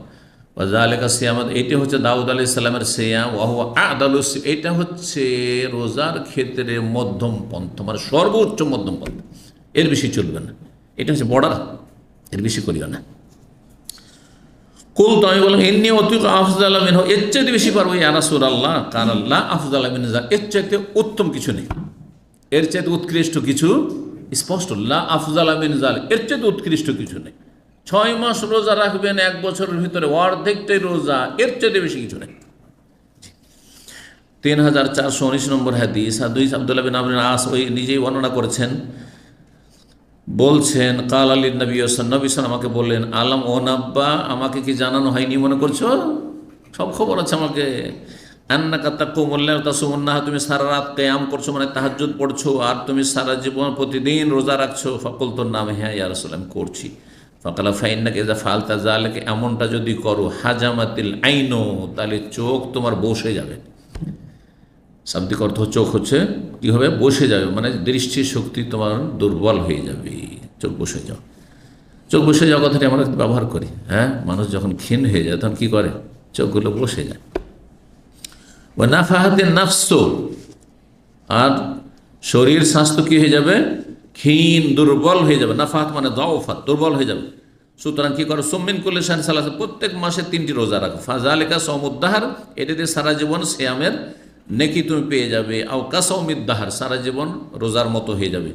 কুলতু, আমি বল ইন্নী আজেদুনি ইয়ানি কুওয়াতান, আমি আমার মধ্যে আরও বেশি শক্তি অনুভব করছি। আমার এই 3টি রোজা না, আমি অনেক পারবো, আমি খুব শক্তিশালী, যৌবনে যা হয় মানুষের। তখন বললেন কাল ফাসুম সাউমা দাউদ আলাইহিস সালাম, তাহলে দাউদ আলাইহিস সালামের রোজা রাখো। ওয়াকানা ইয়াসুমু ইয়াওমান ইফতার ইয়াওমান, একদিন তিনি রোজা রাখতেন, একদিন দিনে পানাহার করতেন। ওয়ালা ইয়াফিরু ইযা লাকা, আর জিহাদের ময়দানে কাফেরদের মুখোমুখি হইলে তিনি কখনো পালায়ন করে পিছপা হইতেন না। এটা গুরুত্বপূর্ণ বিষয়। জিহাদের আকাঙ্ক্ষা করবেন না, কিন্তু ময়দানে মুখোমুখি হয়ে গেলে কখনো কাফেরকে পিঠ দেখানো যায় না, কবিরা গুনাহ এটি, তাওয়াল্লিয়াম ওয়াজ্জাফ। 38 নম্বর অধ্যায় বলছে, বাবুনি অধ্যায় হচ্ছে আহাব্বুস সালাতি ইলাল্লাহ, সালাতে দাউদ, সবচেয়ে প্রিয় সালাত আল্লাহর কাছে হচ্ছে দাউদ আলাইহিস সালামের সালাত, মানে তাহাজ্জুদ সালাত। ওয়াহাব্বুস সিয়াম ইলাল্লাহ, সিয়াম দাউদ, আর সবচেয়ে প্রিয় সিয়াম রোজা হচ্ছে আল্লাহর কাছে দাউদ আলাইহিস সালামের সিয়াম। কিভাবে তিনি কি করতেন? কানা ইয়ানামু নিসফাল লাইল, প্রথম অর্ধেক রাত ঘুমিয়ে নিতেন। তাহলে মাগরিব আজকাল 6টায় হচ্ছে, আর ফজর হচ্ছে 4টায়। কয় ঘন্টা? 10 ঘন্টা। 10 ঘন্টাকে অর্ধেক করলে কত হয়? 5, 6, 5, 11। রাত 11টা পর্যন্ত ঘুমিয়ে নিতেন। কি করতেন? রাত 11 পর্যন্ত ঘুমিয়ে নিতেন। মানুষ তো আর মাগরিবের সাথে ঘুমায় না, তারপরও যদি এখানে 1.5 ঘন্টার মধ্যে এসা হয়ে যাচ্ছে, আর কাজকর্ম নেই, তাহলে 2 ঘন্টা পরে তো মানুষ 8:30টায় ঘুমাতে পারে। কাজ কাম না থাকলে 8টার আগে নামাজ শেষ হয়ে যাচ্ছে, 8:30, 9টায় ঘুমিয়ে যেতে পারেন, আরামসে 9টায় ঘুমিয়ে যেতে। 11টায় কী করতেন? উঠে যেতেন। কান ইয়ানামু নিসফা, অর্ধেক রাত ঘুমাতেন। ওয়ায়াকুমু সুলুসাহু, আর তারপরে 3 ভাগের 1 ভাগ, 1/3 তিনি তাহাজ্জুদ পড়তেন। ওয়ায়ানামু সুদুসাহু, আর ফজর আগেখানে 6টাংশ তিনি আবার ঘুমাতেন। শুরুতে ঘুম, শেষে ঘুম, মাঝখানে তাহাজ্জুদ। এটা সবচেয়ে উত্তম তরিকা তাহাজ্জুদের। আর তাহাজ্জুদ শেষ রাতে উত্তম, ফজর পর্যন্ত কেউ যদি পড়তে থাকে সেটাও দ্বিতীয় উত্তম। আর এশা পরে যে কোনো, এশা পড়তে ফজর পর্যন্ত যে কোনো সময় পড়ে নেন, প্রথম রাতও পড়ে নেন, সেটাও জায়েজ, সেটাও জায়েজ। তাহাজ্জুদের একটা সাধারণ সময় হচ্ছে এশার সালাতে পর থেকে শুরু করে ফজর আজান পর্যন্ত। তার মধ্যে উত্তম হচ্ছে অর্ধেক রাত ঘুমিয়ে নিয়ে 3 ভাগের 1 ভাগ রাত কি করা? হ্যাঁ, তাহাজ্জুদ পড়া। তারপরে 6টাংশ বাকি থাকছে, ওই অর্ধেক, বাকি অর্ধেকে 6টাংশ, কারণ ভগ্নাংশ যারা পড়েছেন আপনার 1/3 প্লাস যখন করবেন আপনি 6টাংশ, তখন অর্ধেক হয়ে যাবে। বুঝতে পেরেছেন? তাহলে আপনার রাত 11টাতে তাহাজ্জুদ শুরু করলেন, 3 ভাগের 1 ভাগ তাহাজ্জুদ বা 10 ঘন্টায়, তাহলে কত হবে? হ্যাঁ, 3 তিরিখের 9, মোটামুটি 3 ঘন্টা, মোটামুটি কি 3 ঘন্টা 20 মিনিট, 3 ঘন্টা 20 মিনিট। তো 11টাতে 3 ঘন্টা 20 মিনিট হলে 12, 1, 2, 2টা 20 পর্যন্ত। হ্যাঁ, 2টা 20 পর্যন্ত। তারপরে 6টাংশ, 6 ভাগের 1 ভাগ করেন 10 ঘন্টাকে, তাহলে কত হবে? হ্যাঁ, 1.5 ঘন্টার একটু বেশি হবে। হ্যাঁ, 1.5 ঘন্টাতে আর 10 মিনিট হলো 1 ঘন্টা 40 মিনিট। হ্যাঁ, 1 ঘন্টা 40 মিনিট, তাহলে 16, ঠিক না? 3 ভাগের 1 ভাগ যখন 16 হইল, 3 ঘন্টা কয় মিনিট বললাম? 20 মিনিট। তাহলে 3 ঘন্টা 20 মিনিটের অর্ধেক কত? 1 ঘন্টা, 1 ঘন্টা 40 মিনিট। 3 ঘন্টা 20 মিনিট হচ্ছে 1.5, হ্যাঁ, তাহলে 1 ঘন্টা 40 মিনিট হলে আর 10 মিনিট তো লাগবে না? আরে একটু কারো ব্রেনে ক্যালকুলেটর নেই। আলহামদুলিল্লাহ, আল্লাহ পাক রব্বুল আলমিনের শুকরিয়া আদায় করছি আমি জীবনে ক্যালকুলেটর স্পর্শ করিনি। সেই যুগে ক্যালকুলেটর নামটা শুনেছিলাম, মাদ্রাসা যুগে তো শুনেছি, কিন্তু এখন পর্যন্ত আমার ব্রেন ক্যালকুলেটর করে। আমার ছেলেমেয়েরা অনেকে ম্যাথের ওপর গ্র্যাজুয়েশন করেছে, হ্যাঁ, তারপরে কেমিস্ট্রিতে করেছে, কিন্তু আমি ওদেরকে বলি যে এটা হিসাব বলো তো দেখি, যে এত টাকার ধরো এই মাল সামানটা, এতে তোমার কত টাকা ভ্যাট বলছে। করি ক্যালকুলেটর খুলি, আমি বলি আমি ক্যালকুলেটর না। এই ভাগটা আমার একটা ছেলে, 4 নম্বর ছেলে আব্দুল মজিদ পেয়েছে, ওকে যদি বলি সাথে সাথে এখানে ক্যালকুলেটর, এখন আলহামদুলিল্লাহ সাথে সাথে ক্যালকুলেটর। জি, তো এইরকম ক্যালকুলেটর হইতে হবে। প্রত্যেকের ব্রেনে ক্যালকুলেটর আছে, কিন্তু যখন এই ক্যালকুলেটর নির্ভরশীল হয়ে যাবেন আপনি মোবাইলের অথবা এই ক্যালকুলেটর, তখন আর ব্রেন কাজ করবে না। ঠিক আছে, আল্লাহ তৌফিক দান করে দিন দুনিয়ার ভালো কাজের। তো বলছিলাম হিসাবটা বুঝলেন এবার? তাহলে ফজরের আগেখানে ঘন্টাখানে কি করবেন? শুয়ে নেবেন, কমপক্ষে 1.5 ঘন্টা বা 1 ঘন্টা কিছুটা, তাহলে কী হবে? শরীরটা বিশ্রাম পেয়ে যাবে। কারণ তাহাজ্জুদ পড়তে পড়তে পড়তে তারপরে যদি আপনি 2-3 ঘন্টা পড়েন, আজকাল তো তাহাজ্জুদের কোনো কোয়ালিটি নেই সেই জন্য, কিন্তু 2-3 ঘন্টা যদি তাহাজ্জুদ পড়েন, তারপর আজান হওয়ার পর আবার আধা ঘন্টা অপেক্ষা করতে ফজরের জন্য, সেই সময় কিন্তু আপনার কী হয়ে যাবে, শরীরটা ক্লান্ত হয়ে যাবে, আর তখন আর খুশুর সাথে ফজরটা হবে না, শুধু ছটপট করবেন, কখন যে একামত হবে, কখন নামাজটা শেষ হবে, কখন গিয়ে লম্বা হবো, ঘুম পড়া হয়নি, হবে না, হবে না। কিন্তু যখন এইদিকে ঘুমিয়ে নিয়েছেন, ওইদিকে ঘুমিয়ে নিয়েছেন, হ্যাঁ, সক্রিয় হয়ে তাহাজ্জুদ শুরু করেছেন, কারণ অর্ধেকটা ঘুমিয়ে নিয়েছেন, 3 ঘন্টার বেশি ঘুমিয়ে নিয়েছেন। কত ঘন্টা বললাম? 3 ঘন্টা কেন, কয় ঘন্টা হচ্ছে? হ্যাঁ, অর্ধেক রাত মানে কয় ঘন্টা? মোটামুটি যদি এসা পরও ঘুমান তবুও 2-3 ঘন্টা। 3 ঘন্টা ঘুমিয়ে নেওয়ার পরে উঠে গেলেন, আর তারপর তাহাজ্জুদ পড়লেন, তারপরে আবার তাহাজ্জুদ পড়লেন আপনি 3-3.5 ঘন্টা, তার সুন্নতি তরিকা বলছি, যেটা উত্তম তরিকা। তারপরে 1 ঘন্টাও যদি ঘুমিয়ে নেন, শরীরটা ফ্রি হয়ে গেছে, ফজর পড়ার জন্য শরীর অ্যাক্টিভ হয়ে গেছে, আর কোনো রকমের ক্লান্তি নেই। দাউদ আলাইহিস সালামের হিসাব বললাম আপনাদেরকে। ওয়াসুম ইয়াওমান, একদিন তিনি রোজা রাখতেন, ওয়ুফতির, একদিন তিনি দিনে পানাহার করতেন। তাহলে দিনেও পানাহার করা উচিত। দিনটা আল্লাহ খাওয়া দাওয়ার জন্য আর রোজগারের জন্য পয়দা করেছেন, আর রাতকে আল্লাহ লেবাস করেছেন, লেবাস দিয়ে মানুষ ঢাকে, সুতরাং শরীরটাকে ঢেকে আপনি কি করেন, ঘুমান। হ্যাঁ, অন্ধকার আপনাকে ঢেকে এনেছে, আপনি ঘুমিয়ে পড়েন। রাতের ঘুমের বিকল্প নেই, রাতের 2 ঘন্টা ঘুম দিনের 6 ঘন্টা ঘুমের চাইতে ভালো। আলী রাদিয়াল্লাহু তাআলা বলছেন, ওয়াহুয়া কাউল আয়েশা, আয়েশা রাদিয়াল্লাহু তাআলা আনহার বাণীর মর্ম কথাই হচ্ছে এটি। তিনি কি বলেছেন, মা আলফাহুস সাহরু ইনদি ইল্লা নাইমান, ভোর রাত্র নবী সাল্লাল্লাহু আলাইহি ওয়াসাল্লামকে সবসময় আমার কাছে ঘুমন্ত অবস্থায় পেয়েছে। মানে নবী সাল্লাল্লাহু আলাইহি ওয়াসাল্লাম সবসময় ফজরের আগে খানে ঘুমিয়ে থাকতেন।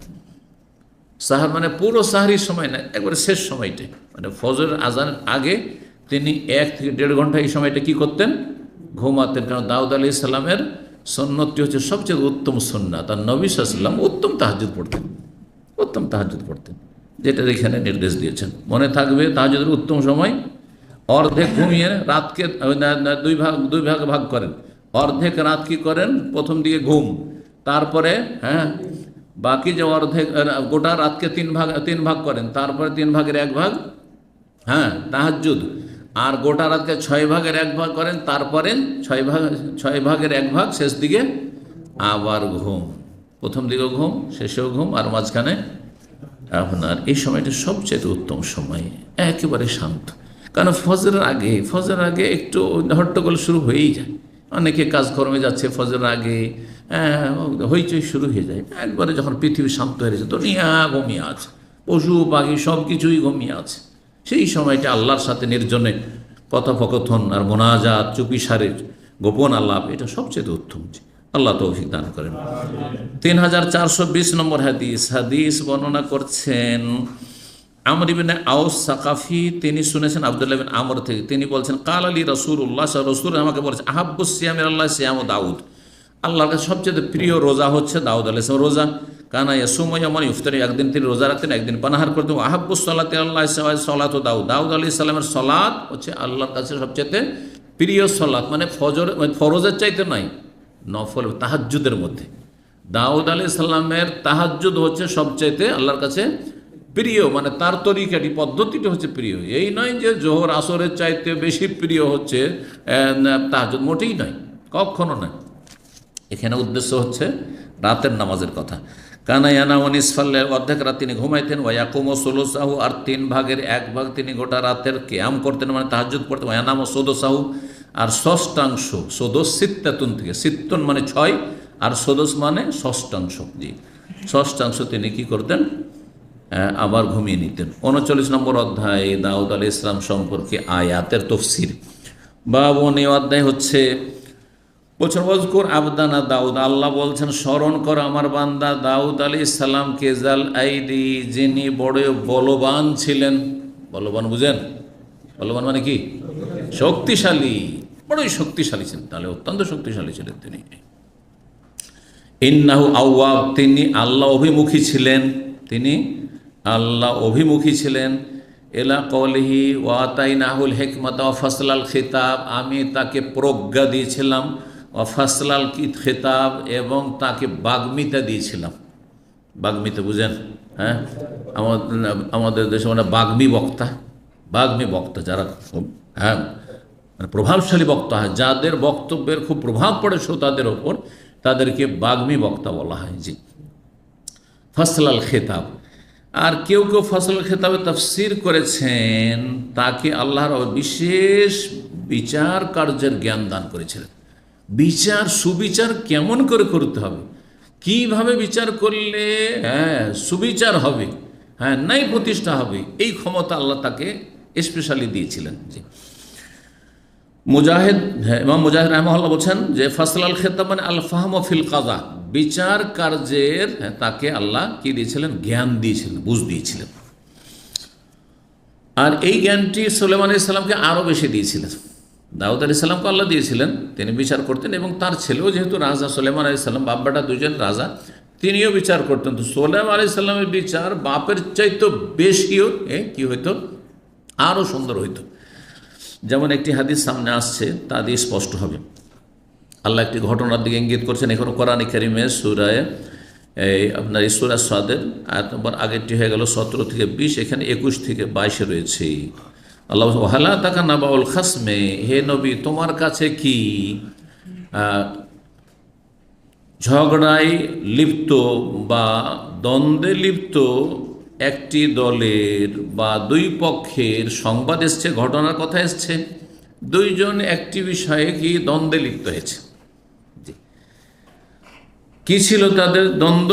আসছে তো যখন এই খবর কি এসছে, তারপরে গোটা আয়াত যেহেতু নেই, ওয়ালা তুশতিত, তুমি বিচার করো কিন্তু তুমি তাতে সীমা লঙ্ঘন করিও না, মানে অবিচার করিও না।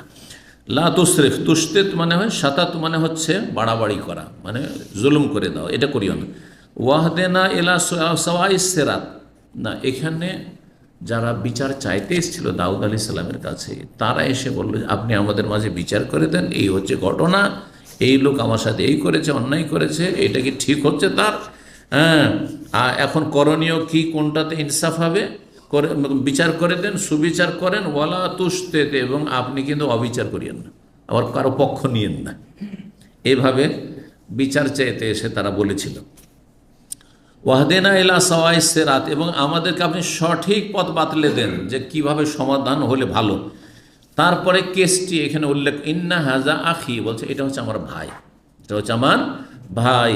লাহু তিসউ ওয়া তিসউনা নাজা, তার কাছে 99টি দুম্বা আছে বা দুম্বি আছে। নাজাতুন বলা হয় দুম্বা কি আপনার, তো দুম্বা বা দুম্বি আছে তার কাছে। নাজাতুন যেমন দুম্বাকে বলা হয় পশুর মধ্যে, তেমনি নারীকেও বলা হয়, নারীকে বলা হয় নাজাতুন শব্দ বলা হয়, নারীর ক্ষেত্রেও নাজা ব্যবহার হয়। তো ইউকালুল মারআতি, বলছেন ইমাম বুখারী যে নারী জাতিকে কি বলা হয়? নাজা বলা হয়। ওয়া ইউকালুলাহা আইদান শাতুন, আর শাতুন বকরি বা দুম্বা এগুলোকেও নাজা বলা হয়।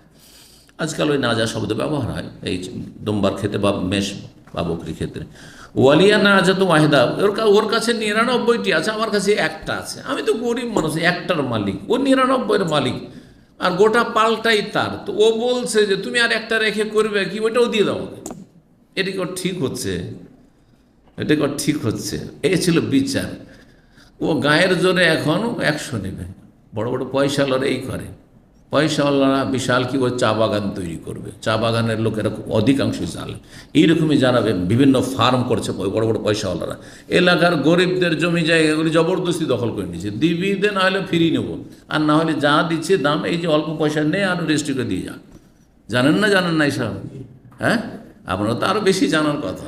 আমি তো সারা জীবন সৌদি আরব কাটালাম, তবুও খবর রাখি। কথা বলছে না, বড় জালেম, মন ভরে না, কারণ এদের পেটটা জাহান্নাম হয়ে গেছে। জাহান্নাম যে বলবে হালমিম মসজিদ, এইরকমই অবস্থায় দেখেছি এই জালেমদের। বিশাল কি করবে, কি বলছে এগুলোকে, তারা যে আপনার বিলাসবহুল এলাকা তৈরি করছে, আর সেখানে বাসভবন যেগুলি এখন বিরান হয়ে যাচ্ছে, অনেকের বিরান হয়ে গেছে আর হয়ে যাচ্ছে। তো তখন মানুষেরা জানতে পারছে যে কি তৈরি করেছে এরা, আশেপাশে গরিবদের জমি জায়গা দখল করে সব তৈরি করেছে। জি অল্প পয়সা দিয়ে বিদায়, খুব বেশি হলে একটু অল্প পয়সা দিয়েছে, আর না হলে গায়ের জোরে দখল করে নিয়েছে। রেস্ট্রিতে উপায় নেই, কারণ ক্ষমতা তাদের হাতে, অথবা প্রশাসনের কোনো বড় বড় আপনার অফিসার ইত্যাদি। আল্লাহ তাদের অনিষ্ট থেকে রক্ষা করুন এবং তাদের অনিষ্ট দিয়ে তাদেরকে ক্ষতিগ্রস্ত করুন। তো ঘটনাটা এরকম ছিল, বলিয়া না যত ফাকাল আকফেলনি, হা ও কি বলছে, আমার কাছে একটা, ওর কাছে 99টা, তারপরে বলছে যে এটা দিয়ে দাও আমাকে, আকফেলনি হা, সেটা আমাকে দিয়ে দাও। ও যেমন কোরআনে কারীম সূরা আলে ইমরান রয়েছে আয়াত নম্বর 37, ও কাফালাহা জাকারিয়া, কাফালাহা মানে জাকারিয়া, মারিয়াম আলাইহিস সালামের দেখাশোনার দায়িত্ব জাকারিয়া নিলেন। তো এই যে বকরিটা, তোমার যে একটা বকরি আছে ওইটাও আমার পালে দিয়ে দাও, তুমি আর নিয়ে কী করবে, একটা বকরি রেখে কী করবে, সেটাও আমাকে দিয়ে দাও। মিসল ওয়াকাফালা জাকারিয়া থা দুম্মাহা, মানে সেটাও আমার ছাগলের পালের সাথে, দুম্বার পালের সাথে মিলিত করো। তো কাফালা এক ফলো মানে দম্মা ইয়াজুম মানে মিলিত করা। তারপরে বলছেন যে শুধু তাই নয়, মুখে চেয়ে ছাড়েনি সে, ওয়া আজ্জানি ফিল খেতাব, ওয়া আজ্জানি ফিল কিতাব, সে তর্কে আমাকে হারিয়ে দিয়েছে। তর্ক বিতর্ক করতে গায়ের জোরেও, হ্যাঁ, নিজের দাপটে নিতে, যার 99টি তার দাপট বেশি। আর একটা দুম্বার মালিক, গরিব মানুষ বেচারা, মিসকিন, কথা বলতে পারে না, বলছে যে কথা বললেও পারছি না, ও যুক্তি তর্কে বলছে তোমার একটা রেখলামটাকে দাও, ওইটা ও নিবে আমার। ওয়াজ্জানি ফিল খেতাব, তর্কে আমাকে হারিয়ে দিয়েছে। ইয়কালুল মুহাওয়ারা, খেতাব মানে মুহাওয়ারা মানে ওই যে কথোপকথন বা তর্ক। কালা, তখন দাউদ আলাইহিস সালাম বিচার, লাকাদ যালামাকা বিসওয়ালি না জাতি ইলা নিয়াজিহি, তোমার উপরে অত্যাচার করেছে, অবিচার করেছে তোমার সাথে, তার এই 99টি দম্বির সাথে বা দম্বার সাথে তোমার দম্বাটিকে, হ্যাঁ, মিলিত করা, আর সে দাবি করে বেসোয়ালে না যাতে কা, তোমার যে দুম্বাটি চেয়েছে এটা চেয়ে সে কি করেছে, তোমার উপরে জুলুম করে, তোমার সাথে অবিচার করেছে। আর এইটাই সাধারণত হয়। হ্যাঁ, ওয়াইন্না কাসীরাম মিনাল খুলাতা লা ইয়াবগি বাযুহুম আলা বায, অধিকাংশ পার্টনারশিপে যারা কাজ করে, অংশীদারিতে যারা ব্যবসা বাণিজ্য করে, একে অপরের সাথে অবিচার করে থাকে, বাস্তব সত্য। কারোর সাথে সম্পর্ক খারাপ করতে হলে ধার দিয়ে দেন, আর না হলে কারোর সাথে সম্পর্ক খারাপ করতে হলে ওর সাথে পার্টনারশিপ ব্যবসা শুরু করে দেন। দেখেন আজকালকার জামানে দিনী ভাই কোথায়, যে দিনী ভাই চম্পত হয়ে যাবে, আর খুঁজেই পাবেন, হদিস পাবেন না দিনী ভাই কোথায়। কথা বলছেন, টাকা নিয়ে হিসাব নিকাশ তার কাছে, শুধু লসটা শোনাইবে, লাভ হলে শোনাবেন না। আমি বেশ কিছু লোককে এরকম দেখলাম, আমাদের দিনী ভাইরা পার্টনারশিপ ব্যবসা করতে লেগে বলছে শেখ শুধু লসটাই শুনতে পাই, যে এত টাকা লস খেয়েছি, কারণ ওখানে চাপাইতে হবে, যাতে ছেড়ে ঝুড়ে পালায়। হ্যাঁ, ছেড়ে ঝুড়ে পালায়, যে যা গেল আর লসটা দিতে পারবো না। ওইদিকে কিন্তু ওর লাভ আছে, ওর লস নেই, যার হাতে টাকা। এই জন্য বলি যে আপনি পার্টনারশিপ থাকলে আপনি হিসাব নিকাশ যেন আপনার হাতে থাকে, তাহলে ঠিক আছে। আপনি আল্লাহকে ভয় করেন, আপনার হিসাব নিকাশ আপনার হাতে থাকতে হবে, আর এই ক্ষমতা যদি থাকে তাহলে। কিন্তু যারা আগে থেকে ব্যবসা ওরা বেশি চালাক, আপনাকে নতুন নিয়ে এসে শুধু শোষণ করার জন্য। হাদাহুমুল্লাহ, আল্লাহ হেদায়েত করুন। এর মধ্যেও হ্যাঁ ভালো আছে, হাজারে হয়তো একটা, লাখে একটা ভালো আছে হয়তো, ব্যতিক্রম। আল্লাহ করে কাসীরাম মিনাল খুলাতা, খালিতের বহু, খালিত মানে শরিক, অধিকাংশ বা অনেক কি, হ্যাঁ, শরিকরা, অংশীদাররা কি করে, লা ইয়াবগি বাযুহুম আলা বায, একজন অপরজনের ওপর, হ্যাঁ, কি করে, জুলম অত্যাচার করে। তারপরে আল্লাহ একটি আয়াত সম্পর্কে, ইন্নামা ফাতান্নাহু, দাউদ আলাইহিস সালাম অনুভব করলেন যে আমাকে যে এই আমার কাছে বিচার চাওয়া হলো, এতে আল্লাহ আমাকে পরীক্ষায় ফেলে। ইন্না ফাতান্নাহু ফাস্তাগফারা ইখতাবারনা, ইবনে আব্বাস বলছে ফাতান্নাহু, ফিতনায় আমি তাকে নিমজ্জিত করেছি, মানে এই ফিতনা মানে ঝগড়া, দ্বন্দ্ব, বিশৃঙ্খলা নয়, বরং পরীক্ষা করেছি। ফিতনা মানে পরীক্ষা, ফিতনা মানে হচ্ছে ইন্নামা আমওয়ালুকুম আওলাদু ফিতনা, তোমাদের ছেলে মেয়ে ধন সম্পদ ফিতনা, মানে কি, পরীক্ষা। পয়সার কারণে মানুষ, হ্যাঁ, ইমান আমল হারিয়ে দিচ্ছে, নয় ছয় করে দিচ্ছে। ছেলে মেয়েদের জন্য মানুষ কিছু হারাম এদিক সেদিক ইনকাম করে নিচ্ছে। শুধু নিজের পেটের কথা যদি চিন্তা থাকতো, ছেলে মেয়ে স্ত্রী না থাকতো, তাহলে অধিকাংশ মানুষ এগুলো করতে যেত না। আরে একটা পেটে 250 গ্রাম চাউল সারাদিনে খেতে পারবো না, তো কি দরকার। কিন্তু ওইভাবে কে চিন্তা করছে আজকালকার পয়সাওয়ালারা? কেউ চিন্তা করে না। গোটা দুনিয়া একাই খাবে, গোটা দুনিয়া একাই খাবে। কারা ওমর রাদিয়াল্লাহু আল্লাহ পড়েছেন ফাত্তান্নাহু, দুটো তাসদীদ দিয়ে, ফাস্তাগফারা রাব্বাহু, তখন রবের কাছে ক্ষমা প্রার্থনা করলেন দাউদ আলাইহিস সালাম। ওয়া খাররা রাকিআন ওয়া আনাব, আর রুকুই তিনি ঝুঁকে পড়লেন, ওয়া আনাব, এবং আল্লাহ অভিমুখী হলেন। এই জায়গায় সিজদায়ে তেলাওয়াত রয়েছে সূরা সদে। 3421 নম্বর হাদিস। তালা কুলতুল ইবনে আব্বাস, আব্দুল্লাহ বিন আব্বাস রাদিয়াল্লাহু তাআলা আনহু হতে বর্ণিত, আনাসজুদু ফি সদ, সূরা সদে আমরা সিজদা করব কিনা। ফাকারা, তিনি বললেন, ওমিন যুররিয়াতি দাউদ ওয়া সুলাইমানা, তারপরে উলাইকাল্লাযিনা হাদাল্লাহু ফাবিহুদাহু মুক্তাদে। 18 জন নবীর কথা আল্লাহ রাব্বুল আলামিন সূরা আনামে বর্ণনা করেছে, আয়াত নম্বর 84 থেকে 90। তারপরে বলছে উলাইকাল্লাযিনা হাদাল্লাহ, এই যে 18 জন নবী, এদেরকে আল্লাহ বিশেষভাবে হেদায়েত প্রদান করেছেন, হেদায়েত প্রাপ্ত করেছেন, সার্টিফিকেট, হেদায়েতের সার্টিফিকেট। আমার জন্য আপনাদের জন্য কোনো হেদায়েতের সার্টিফিকেট আজ আছে কাল নাই, হতে পারে প্রচুর পাতার পানির মতো টলমল। আল্লাহ হেফাজত করুক। আল্লাহ সাব্বিতনা ফিদ দুনিয়া ওয়াল আখিরাহ বিল কওলি সাবিত। তো আল্লাহ বলছেন ফাবি হুদাহ মুক্তাদি, আল্লাহ বলছেন তাদেরকে হেদায়েত করেছি, হেদায়েতের সার্টিফিকেট দিয়েছি, সুতরাং তাদের হেদায়েতের আদর্শের তুমি অনুসরণ করো। হে নবী মুহাম্মদ সাল্লাল্লাহু আলাইহি ওয়াসাল্লাম, নবীকে বলছেন, শেষ নবীকে, যে আগের নবীদের কি করো তুমি? ইক্তেদা করো, ইক্তেদা করো। ইক্তেদা মানে কি? অনুসরণ করা। এই জন্য নামাজে মুক্তাদি বলা হয়। কেন? ইমামের অনুসরণ করতে হয়, সেই জন্য মুক্তাদি বলা। ইক্তাদে, তাদের ইক্তেদা করো, তাদের আদর্শের ইক্তেদা করতে বলা হয়। তাহলে বোঝা গেল ব্যক্তির ইক্তেদা করতে বলা হয়নি, কার করতে বলা হয়েছে? আদর্শের। এই জন্য ইমাম যদি ভুল করে, পঞ্চম রাকাতে উঠে গেল, উঠবেন, পঞ্চম রাকাতে উঠবে, সুবহানাল্লাহ সুবহানাল্লাহ করতে হবে। 5 রাকাত নামাজই না, সুতরাং বসেই থাকবেন, উঠবেন না।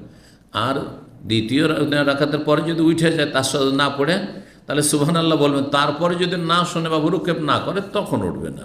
জি, 3422 নম্বর হাদিস। হ্যাঁ, পূর্ণ হয়নি। আল্লাহ যখন নবী সাল্লাল্লাহু আলাইহি সাল্লামকে কি বলেছেন? তুমি অনুসরণ করো কাদের? এই 18 জন নবীর। আর 18 জন নবীর একজন হচ্ছেন দাউদ ওয়া সুলাইমান ওয়া আইয়ুব ওয়া ইউসুফ ওয়া মূসা ওয়া হারুন ওয়া কাযালিকা নাজিজিল মুহসিনিন। দাউদ আলাইহিস সালাম কথা রয়েছে। আর দাউদ আলাইহিস সালাম যেহেতু সেজদা করেছেন এই সময়, যে আলোচনাটি এখানে আছে, সুতরাং তার অনুসরণে হে নবী তুমিও সেজদা করো, হে নবীর উম্মতেরা তোমরাও সেজদা করো। এটা হচ্ছে বলার উদ্দেশ্য। ফাকালা নবীকুম সাল্লাল্লাহু, ফাকালা বললেন নবীকুম সাল্লাল্লাহু আলাইহি ওয়াসাল্লাম, মিম্মান উমিরা আন ইয়াক্তাদিয়া বিহিম, তোমাদের নবী সাল্লাল্লাহু আলাইহি ওয়াসাল্লামকে নির্দেশ দেওয়া হয়েছে তাদের ইক্তেদা করতে, মানে তাদের অনুসরণ করতে। মানে নবীদের আর তাদের একজন হচ্ছেন অন্যতম দাউদ আলাইহিস সালাম। 3422 নম্বর হাদিস। ইবনে আব্বাস রাদিয়াল্লাহু তাআলা আনহু হতে বর্ণিত, বলছেন লাইসা সদ মিন আযাইমিস সুজুদ, সূরা সদের সেজদাটি আবশ্যক নয়, আবশ্যক কোনটি নয়, সুন্নাত। সঠিক হচ্ছে সুন্নাতে মুআক্কাদা। কিন্তু সূরা সদের সেজদার চাইতে অন্যগুলির তাকিদ বেশি আছে, আর এটি সুন্নাত মুস্তাহাব। ও রায়তুন নবী ইয়াসজুদু ফিহা, তবে নবী সাল্লাল্লাহু আলাইহি ওয়াসাল্লাম আমি সেজদা করতে দেখেছি। সুতরাং সূরা সদে সেজদা করা হচ্ছে নবী সাল্লাল্লাহু আলাইহি ওয়াসাল্লামের সুন্নত। আর দাউদ আলাইহিস সালামের ঘটনা রয়েছে, ওখানে তিনি রুকুতে এবং সেজদায় লুটিয়ে পড়েছিলেন, সুতরাং ইস্তিগফার করে আল্লাহর কাছে। সুতরাং সেজদা করা সেখানে বাঞ্ছনীয় বা সেজদা করা মুস্তাহাব। এই সেজদা নিয়ে ইখতিলাফ রয়েছে, সূরা সদের সেজদা নিয়ে ইখতিলাফ রয়েছে ফুকাহাদের মাঝে। হানাফি মাযহাবে রয়েছে, আহলুল হাদিসদের কাছেও রয়েছে সূরা সদের সেজদা, কিন্তু শাফি মাযহাবে সূরা সদের সেজদা নেই, একটা কমিয়ে দিল ওইখানে। আর সূরা হজের 2টি সেজদা আহলে হাদিসের কাছে 2টি রয়েছে, কিন্তু হানাফিদের কাছে শেষ সেজদাটি নেই, সূরা হজের শেষ সেজদাটি নেই। সুতরাং হানাফিদের কাছেও 14টি হয়ে গেল, কিন্তু পার্থক্য হচ্ছে যে সদ কমিয়েছে শাফিরা, আর হজের দ্বিতীয় সেজদা কমিয়েছে হানাফিরা। পক্ষান্তর আহলুল হাদিস যারা বা হাম্বলি বা মুহাদ্দিসিন কেরাম সবাই বলছেন যে কোরআনে কারিমে কয়টি সেজদা রয়েছে? 15টি রয়েছে, 14টি না। শাফি মাযহাব 14 আর হানাফি মাযহাব 14, আর বাকি হাদিসের আলোকে সেজদা হচ্ছে টোটাল 15টি। এটাই বেশি সঠিক, আর এই হাদিস প্রমাণ করে।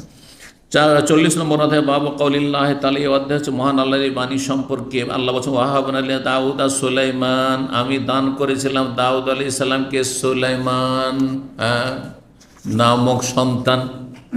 সুলাইমান তাকে তার পুত্র হিসাবে দান করেছিলাম। নেমাল আবদু, এই সুলাইমান বড়ই ভালো বান্দা ছিলেন আমার, নেমা, জি মানে ভালো নেক বান্দা ছিলেন। ইন্নাহু আউয়াব, তিনি ছিলেন বা সে ছিল আল্লাহমুখী। সূরা সাদের আয়াত নম্বর 30। আউয়াব মানে রাজে, মানে আল্লাহর দিকে প্রত্যাবর্তন, আর মনিব মানে আল্লাহ অভিমুখী। দোয়া করেছিলেন সুলাইমান আলাইহিস সালাম, রব্বিগ ফিরলি ওয়াহাবলি মুলকান, আল্লাহ আমাকে ক্ষমা করে দাও এবং আমাকে এমন রাজত্ব দান করো, লা ইয়ামবাগি লি আহাদিন মিন বাদি, আমার পরে কারো জন্য যেন সেটা সমীচীন না হয়, কেউ না পায়। আমাকে এমন রাজত্ব দান করো যেই রাজত্ব পৃথিবীতে কিয়ামত পর্যন্ত আর কোনো ব্যক্তি, কোনো শাসক যেন না পায়। পেয়েছে?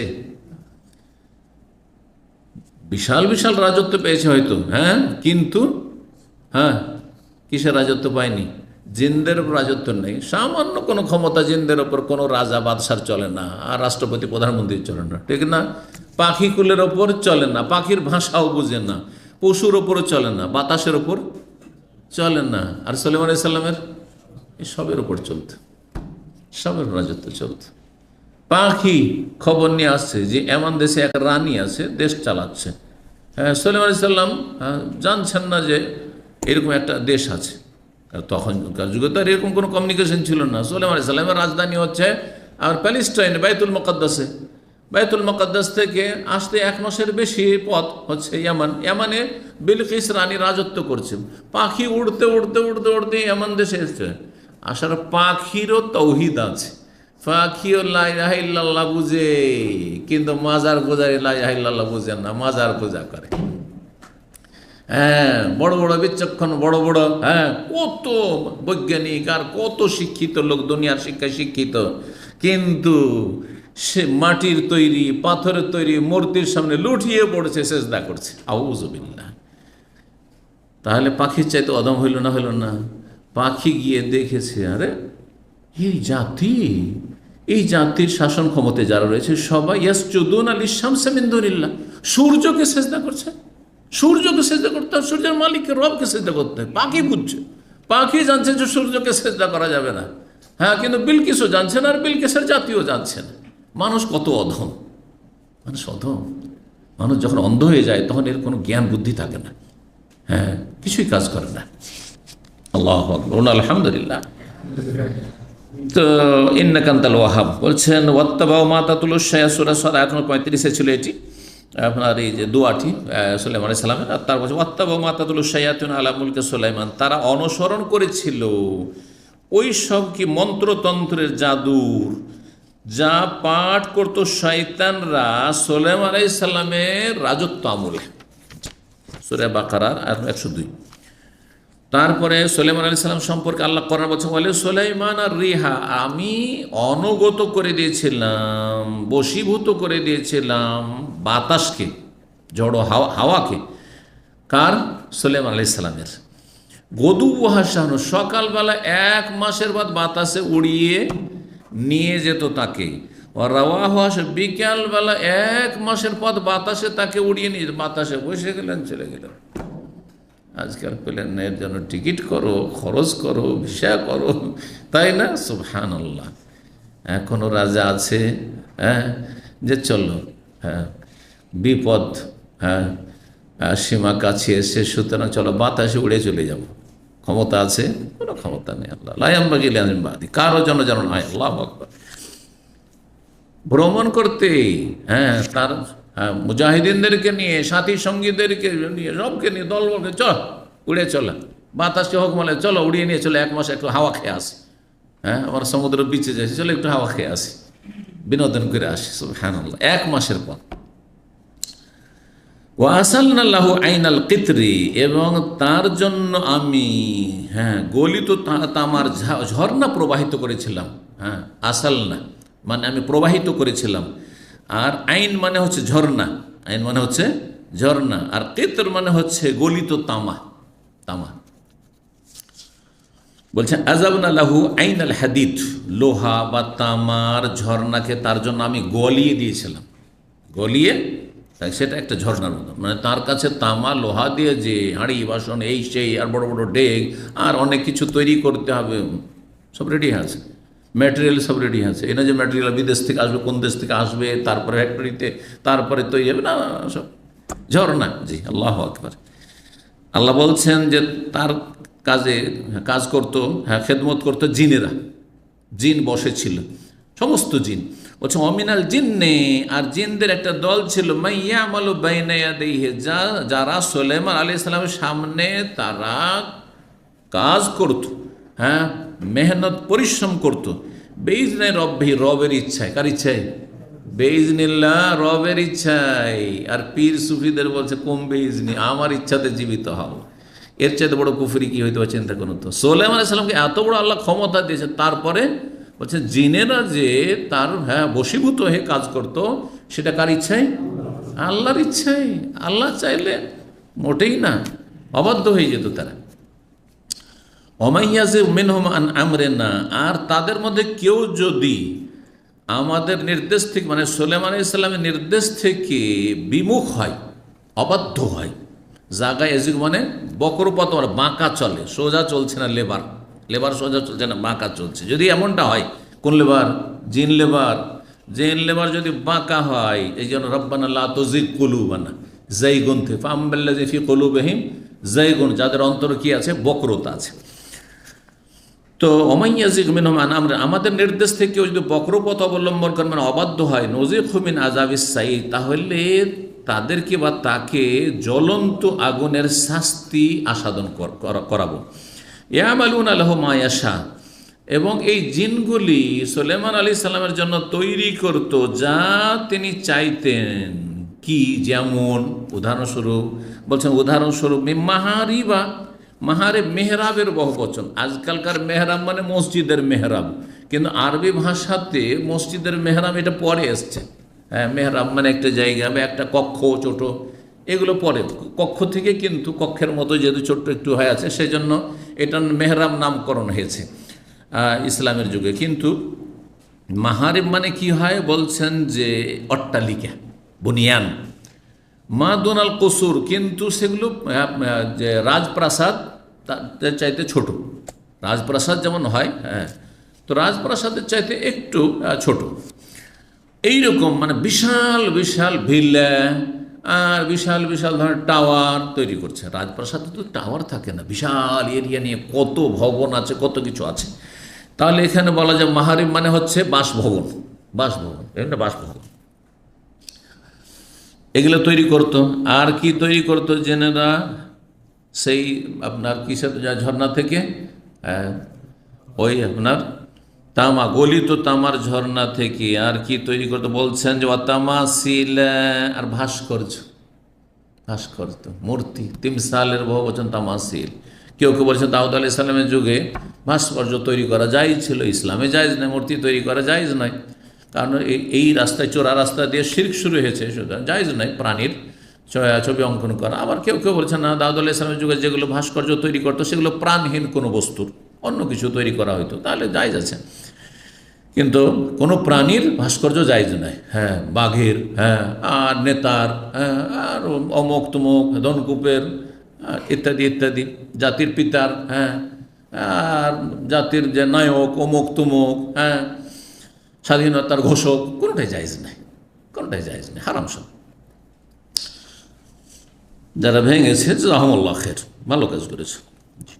ও জেফানিন, জেফানিন জাফনাতুনের বহু বচন, মানে বড় বড় পাত্র, বড় বড় পাত্র, বড় বড় বিশাল বিশাল পাত্র, সেই পিতল তামা দিয়ে, গলিত তামা দিয়ে তৈরি করতো। জেফান, সেই পাত্রগুলি কেমন হইতো?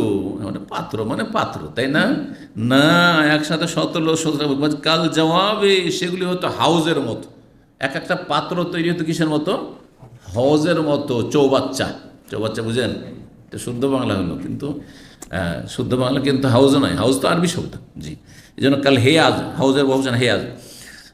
এই হজ কার? লিল এবল, উটের পানি পান করার জন্য আরবরা যেমন কি করে, ছোট ছোট পুকুর বা ওই যে হাউজ তৈরি করে, ওই রকম ধরনের পাত্র, এক একটা পাত্র তৈরি, এত বড় বিশাল বিশাল পাত্র তৈরি হয়তো। আর ইবনে আব্বাস রাদিয়াল্লাহু আনহু বলছেন যে সেগুলি হয়তো কাল জৌবাতে মিনাল আযব, হ্যাঁ, জমিনের একটা গর্তের মতো, মানে পুকুরের মতো। এক একটা পাত্রই হয়তো কিসের মতো? পুকুরের মতো, পাতিল, হ্যাঁ, যাতে রান্না পাকশাক হবে, হাজার হাজার মানুষের একসাথে পাক হয়ে যাচ্ছে আর তারপরে খাচ্ছে। জি। বা পাকশাক করার পরে তাতে ঢেলে রাখছে। আর পাকগুলি হয়তো যেই আপনার এতে কি বলছে, কি বলে সেগুলো, ডেগ, হ্যাঁ ডেগ, যেগুলো ডেগগুলির কথা আসছে। ও কদুরিন রাসিয়াত, আর এমন ডেগ, বিশাল বিশাল আকারের ডেগ তৈরি হতো যেগুলি চুল্লির ওপর স্থাপিত থাকতো। চুল্লির ওপর মানে চুলহার ওপর, চুল্লি বুঝেন না, চুলহার ওপর স্থাপিত, চুলহার ওপর তৈরি করায় চুলহার ওপর। কেন? কারণ এত বড় ডেগ যে ওকে উঠা নামা করা ঝামেলা, সেই জন্য চুলহার ওপরই তোকে তৈরি করা হয়েছে, চুলহার সাথে সেট করে দেওয়া হয়েছে। এত বড় বিশাল বিশাল একসাথে হাজার হাজার লোকের খাবার পাক হয়ে গেল। আর তারপরে যে পাত্রগুলিতে উঠিয়ে দেওয়া হচ্ছে বিশাল বিশাল পাত্র। তো পাত্র হলো জেফান, আর কদুর হচ্ছে সেই ডেকগুলি, যেই ডেকগুলি রাশিয়াতে স্থাপিত থাকতো, স্থির হয়ে আছে, এই না যে হঠা নড়া করছে, হ্যাঁ এরকম নয়। আর আল্লাহ নির্দেশ দিয়েছেন দাউদ আলাইহিস সালামকে এবং তার পরিবারকে, এ মালু আলা দাউদ, হে দাউদ পরিবার তোমরা আমল করো, মানে নেক আমল করতে থাকো শুকরিয়া জ্ঞাপনের সাথে। আমলের মাধ্যমে শুকরিয়া আদায় করো, আমল দিয়ে শুকরিয়া আদায় হয়। আমল হচ্ছে শুকরিয়ার বহিঃপ্রকাশ। শুধু মুখে শুকুর আলহামদুলিল্লাহ, এটা বাঙালি শুকরিয়া। খেয়ে দে শুকুর আলহামদুলিল্লাহ, এটা বাঙালি শুকরিয়া আমি বলি, আসলে আমাদের দেশীয় শুকরিয়া না, না না, অন্তর থেকে শুকরিয়া, হাড়ে হাড়ে, হ্যাঁ টের পাওয়া, হাড়ে হাড়ে অনুভূতি। আল্লাহ কত নিয়ামত দিয়েছেন, সুবহানাল্লাহ, কত নিয়ামত, আলহামদুলিল্লাহ। জি, কত নিয়ামত, চিন্তা করুন তো। এই যে সুস্থতার নিয়ামত, কথা বলতে পারছি নিয়ামত, চলাফেরা করতে পারছি, হ্যাঁ আপনাদেরকে দুটো কথা শিখাইতে পারছি, আপনারা দিন শিখতে পারছেন। আর তারপরে আল্লাহ রাব্বানি সমস্ত অঙ্গ প্রত্যঙ্গ, ব্রেন থেকে শুরু করে চোখ, নাক, অঙ্গ সবই কাজ করছে, আলহামদুলিল্লাহ। কত মানুষ এগুলো থেকে বঞ্চিত রয়েছে, হ্যাঁ অবশ্য অবস্থায় পড়ে আছে, বছরকে বছর হাসপাতালে পড়ে আছে, পঙ্গু হয়ে পড়ে আছে, সুবহানাল্লাহ। চিন্তা করুন তো, এখনই যদি কিছুই নেই, একটা পা যদি চলে প্যারালাইসিস, কি অবস্থাটা হবে চিন্তা করুন তো দেখি। আলহামদুলিল্লাহ, আলহামদুলিল্লাহ। তো আল্লাহ বলছেন, হে দাউদ পরিবার তোমরা শুকরিয়া জ্ঞাপনের উদ্দেশ্যে আমল করো, কালিলুম মিন ইবাদিয়াশ শাকুর, আর আমার শুকুর গুজার বান্দার সংখ্যা খুবই স্বল্প। তারপরে বলছেন সুলাইমান আলাইহিস সালামের মরণের সময় ঘনিয়ে আসলো, তিনি ইবাদত বন্দেগী দাঁড়িয়ে করেছেন, লাঠিতে ভর দিয়ে সে অবস্থায় মারা গেলেন। বলছেন ফালাম্মা কাযাইনা আলাইহিল মওত, আল্লাহ বলছেন যখন তার আমি মৃত্যুর চূড়ান্ত ফয়সালা করলাম, মাদাল্লাহুম আলা মওতিহি, জিনেরা কিন্তু কাজ করে যাচ্ছে, কাজ করেই যাচ্ছে, ওরা জানছে যে পাহারা দিচ্ছেন সুলাইমান আলাইহিস সালাম, না হলে বড় কঠিন শাস্তি দেওয়া, আগুনে জ্বালিয়ে শাস্তি দেওয়া হবে। তো কাজ করতে, এদিকে সুলাইমান আলাইহিস সালাম মারা গেছেন, মারাই গেছেন। ওর গায়েব যদি জানতো তো মারা যাওয়ার সাথে সাথে পালিয়ে যেত সব, কেন থাকবে, হ্যাঁ। কিন্তু জানতে পারে, তাহলে বোঝা গেল জিনেরা গায়েব জানে না। তাহলে যারা জিন বসে করে আপনার হারিয়ে যাওয়া বস্তুর খোঁজ খবর দিচ্ছে, কেমন করে বিশ্বাস করছেন বলুন তো দেখি? শিরকি কথা না, কুফরি কথা না, জিন আলেমুল গায়েব না, মোটেই না। এ তো ঈমান হারিয়ে যাবে। আল্লাহ বলছেন যে সুলাইমান আলাইহিস সালামের মওত সম্পর্কে, মাদাল্লাহু আলা মওতি, তার মওত সম্পর্কে, তার মৃত্যু সম্পর্কে জিনেরা টের পায়নি। কখন টের পেল? ইল্লা দাব্বাতুল আরদে, ওই যে মাটির ওই পোকা, ওই লাঠিটাকে, যে লাঠিতে ভর দিয়ে তিনি তাহাজ্জুদ পড়েছেন বা ইবাদতবন্দি করছিলেন, ইবাদতবন্দি করতে থাকেন তার মেহরাবে, তো ভাবছেন ইবাদতবন্দি করতে আছে, যখন এসে জিন দেখে ইবাদতবন্দি করতে আছে, কিন্তু দিয়ে মারা গেছেন, কয়েক মাস হয়ে গেছে। এই ওই পোকা খেতে খেতে খেতে যখন খেয়ে নিয়েছে ভিতরটা, তখন ধাস করে আষাঢ় খেয়ে পড়ে গেছে। যেমন আষাঢ় খেয়ে পড়ে, আরে কখন থেকে মারা গেছে, আর আমরা এতদিন ধরে কষ্ট করে কাজ করছি, পালা সব পালা। এই তো জিন সব পালিয়ে গেল সব। আল্লাহু আকবার। আল্লাহ বলছেন দাব্বাতু তাকুল মিন সাআতাহু, এই দাব্বাতুল আর কি ছিল? আল আরাজা, মানে ওই পোকা, আরবিতে আরাজা বলা হয় ওই পোকাকে। তাকুল মিন সাআতাহু, তার লাঠিকে খেয়ে ফেলেছিল। মিন সাআতাহু মানে আসাহু, আসাকে মিনসা বলা হয়। ফালাম্মা খাররা, যখন তিনি আছাড় খেয়ে পড়ে গেলেন, তাবাইয়ানাতিল জিন, তখন সুস্পষ্ট হইল জিনের জন্য, আল্লাহ কানু ইয়ালামুনাল গায়ব, কেউ কেউ বলতো সেই যুগেও জিনেরা গায়েব জানে, কিন্তু জিনেরা বলতে পারে সব খবর। হ্যাঁ, তোমার বাড়িতে কি হয়েছে, তোমার ছেলেটা হারিয়ে গেছে, কোথায় আছে, জিন দেখো, যারা জিন বসে করেছে তাদেরকে জিজ্ঞাসা করে বলে দিবে। হ্যাঁ তোমার এই হারিয়েছে সেই হারিয়েছে, তোমার চুরি হয়েছে, বলে দিতে পারবে যে কে চুরি করেছে, জিনেরা জানে। এইসব শিরকি কথা। আল্লাহ এই কথাই বলছেন, তারা যদি জানতো গায়েব, আল্লাহ কানু ইয়ালামুল গায়েব মা লাবিসু ফিল আযাবিল মুহিন, তাহলে এই লাঞ্ছনাকর কঠিন পরিশ্রমের শাস্তিতে তার অবস্থান করতো না, সাথে সাথে পালিয়ে যেত অনেক আগে। তারপরে বলছেন আর একটি বিষয়, এমনি আহবাবতু হুব্বাল খায়রি আন যিকরি রাব্বি, সূরা সাদের আয়াত 32 রয়েছে সুলাইমান আলাইহিস সালামের সুন্দর সুন্দর ঘোড়া ছিল। রাজা কত দামি দামি ঘোড়ার সুন্দর সুন্দর ঘোড়া ছিল, ঘোড়াগুলি খুব তিনি ভালোবাসতেন, আদর করতেন, পছন্দ করতেন। একটা ঘোড়ার একটা ইয়ে আছে, মানুষের ভাব আছে ভালো। এক সময় ছিল, হ্যাঁ, আপনার মোগল আমলও ছিল, এখন ওই আপনার এর দিকে আছে রাশিয়ার, তারপরে রাশিয়ার আশেপাশে যে আজারবাইজান, উজবেকিস্তান, এদিকে প্রচুর ঘোড়া মানুষের কাছে আছে। আমাদের এলাকায় একজন মুসলিম মন্ত্রী ছিলেন, গনি খান চৌধুরী সাহেব, তার বাড়িতে একটা ঘোড়া ছিল, ও লক্ষ লক্ষ টাকা দামের ঘোড়া, আর শুধু এমনি খাওয়িয়ে দিয়ে শুধু পুষে রাখতো, দেখার মতো। আমরা দেখতে যেতাম মাঝে মাঝে, মন্ত্রীর বাড়িতে গেছি। তখন আমার যৌবন কাল ছিল, 21 বছর 22 বছর বয়স, প্রথম দাওরা ফারিক হওয়ার পরে 19 বছর তখন শিক্ষকতা করতাম, তো যেতাম, তোর বাড়ির কাছে থাকতাম। তো সুবহানাল্লাহ, মানুষ ঘোড়া দেখতে পছন্দ করে। সুলাইমান আলাইহিস সালাম খুব ঘোড়া পছন্দ করতেন। ইন্নী আহবাবতু হুব্বাল খায়রি, বলছেন আমি এই কল্যাণের মানে এই যে অসরাজি ঘোড়াকে আমি ভালোবেসেছি, আন যিকরি রব্বি, যেটা আমার রবের জিকির থেকে আমাকে হয়তো গাফিল করেছে। কারণ ঘোড়া দেখতে দেখতে দেখতে ঘোড়া কত, এক একটা ঘোড়া দেখতে, ঘোড়া বিশেষ অনেক ঘোড়া, এই করতে করতে সূর্য ডুবে গেছে। জি, তো তখন তিনি আক্ষেপ করছেন, ফাতাফিকা মাসহাম বিসুক ওয়াল আনাক, তখন তিনি কি করছিলেন, ফাতাফিকা মানে লেগেছিলেন, মাসহান বিসুকে, সুক মানে হচ্ছে পা, আর আনাক মানে হচ্ছে গর্দন বা ঘাড়।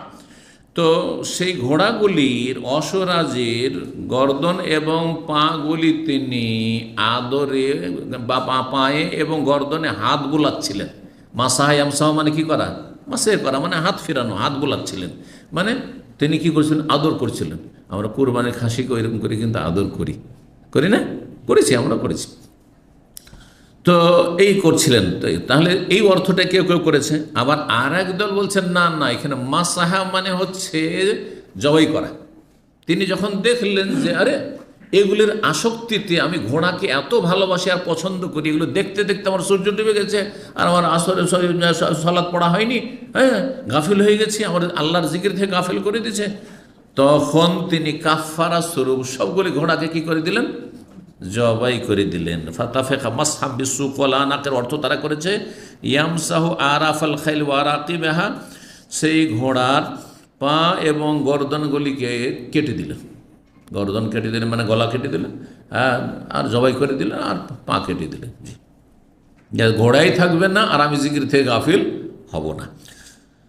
সূরায়ে আপনার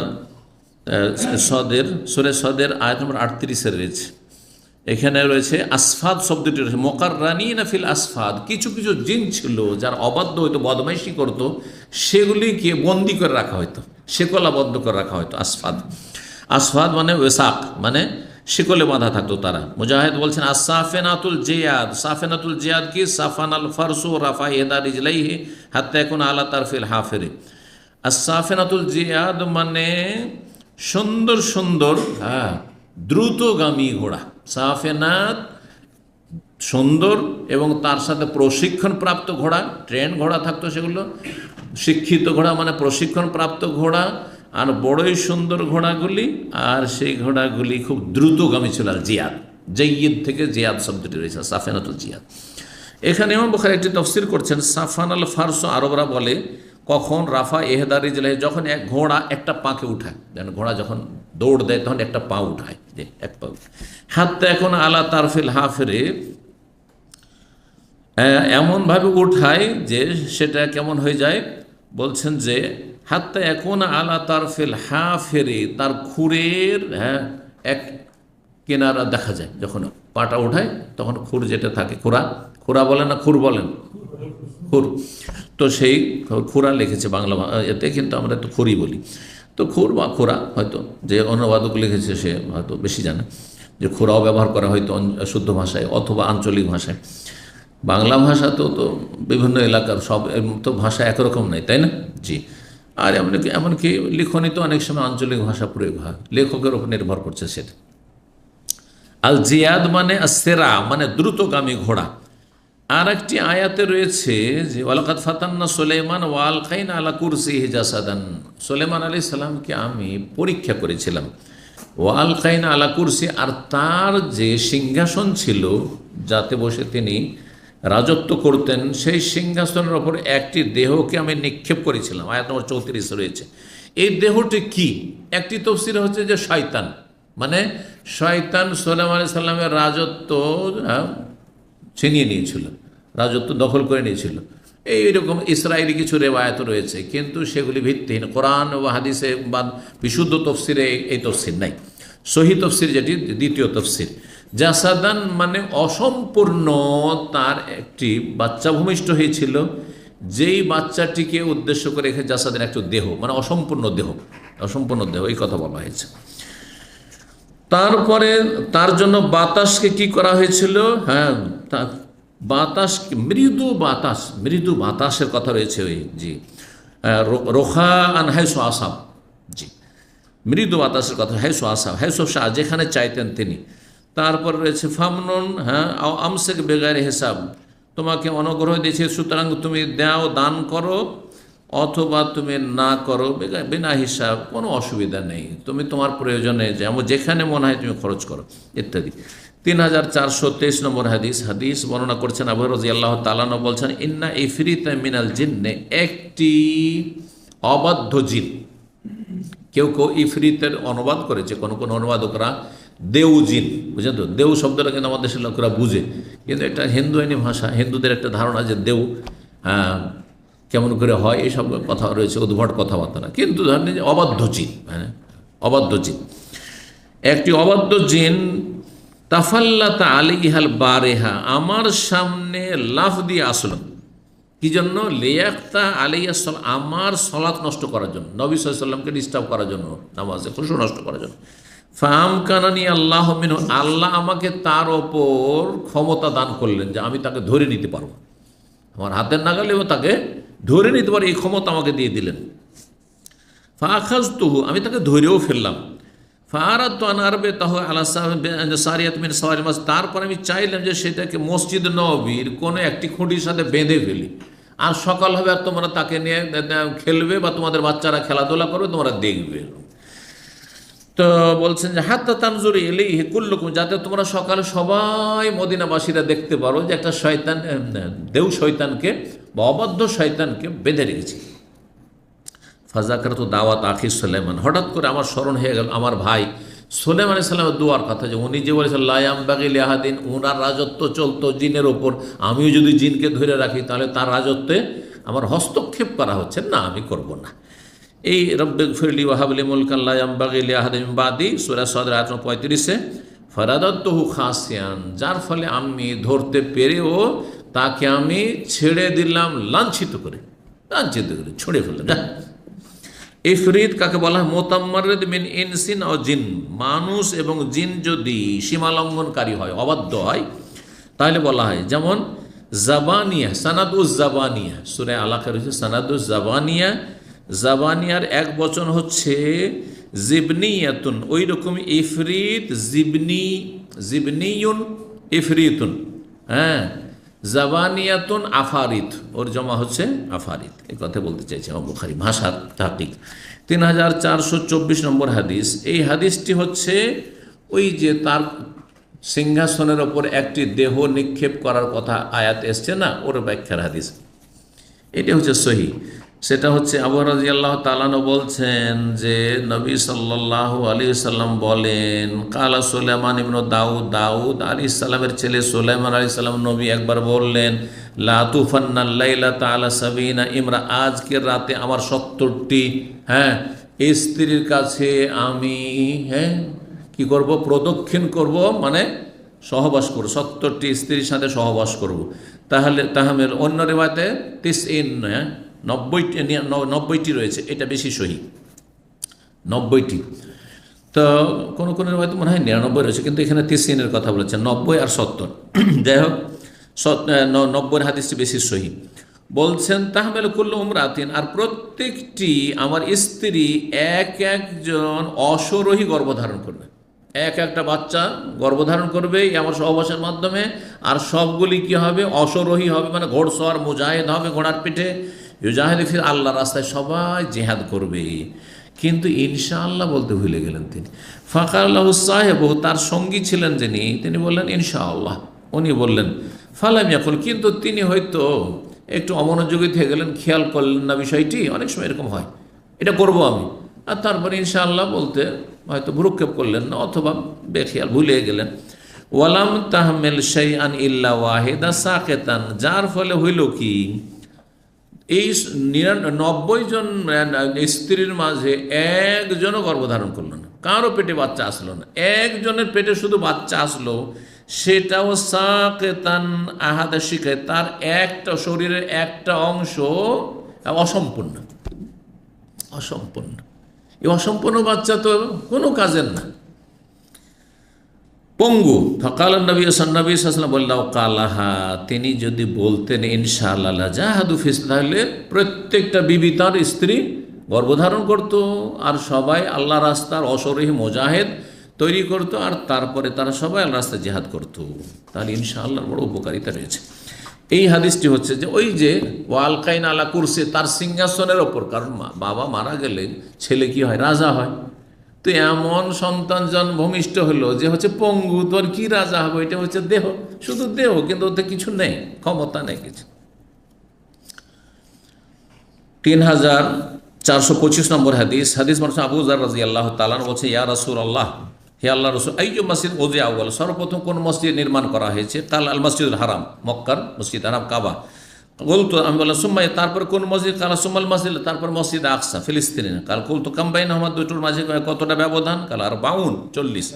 সুম্মা কাল হে সুম্মা আদরাকাতকা সলাহ, তোমাদেরকে যেখানে সলাৎ পেয়ে যাক না কেন, সলাৎ রক্ত হোক না, ফাসাল্লে সলাৎ পড়ে না, ওয়াল আরজুলাকা মাসজিদ, সমস্ত পৃথিবী তোমার জন্য মসজিদ। অধ্যায় শেষ হয়ে যাচ্ছে, দুটো হাদিস আর রেখে লাভ নেই, এই জন্য সংক্ষেপে অনুবাদ করে দিই।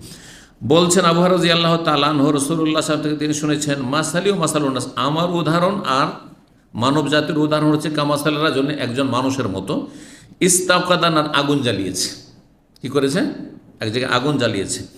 ফাজাল আল ফারাসু, তখন সমস্ত কীট পতঙ্গ যত আছে সবগুলি, ওয়াহাজিদ দাওয়াব, এই যে আপনার পোকামাকড়, ফারাস হচ্ছে কীট পতঙ্গ, ওয়াহাজিদ দাওয়াব আর পোকামাকড়, তাকাও ফিন্নারে, আগুন এসে ঝাঁপ দিচ্ছে। আগুন যদি রাত্রে কোথাও জ্বলে তাহলে কি হয়? পোকামাকড়গুলি সব উড়ে এসে আগুনে ঝাঁপ দেয়, আগুনে ঝাঁপ দেয়। লাইটে দেখবে আজকালকার যুগে, যারা আগুন দেখেনি, লাইটে দেখবেন, লাইটে আমাদের দেশ বিশেষ করে আল্লাহ আবার পুরোটাকে ঢেকে নেয়, হ্যাঁ, কীট পতঙ্গে আর পোকামাকড়ে।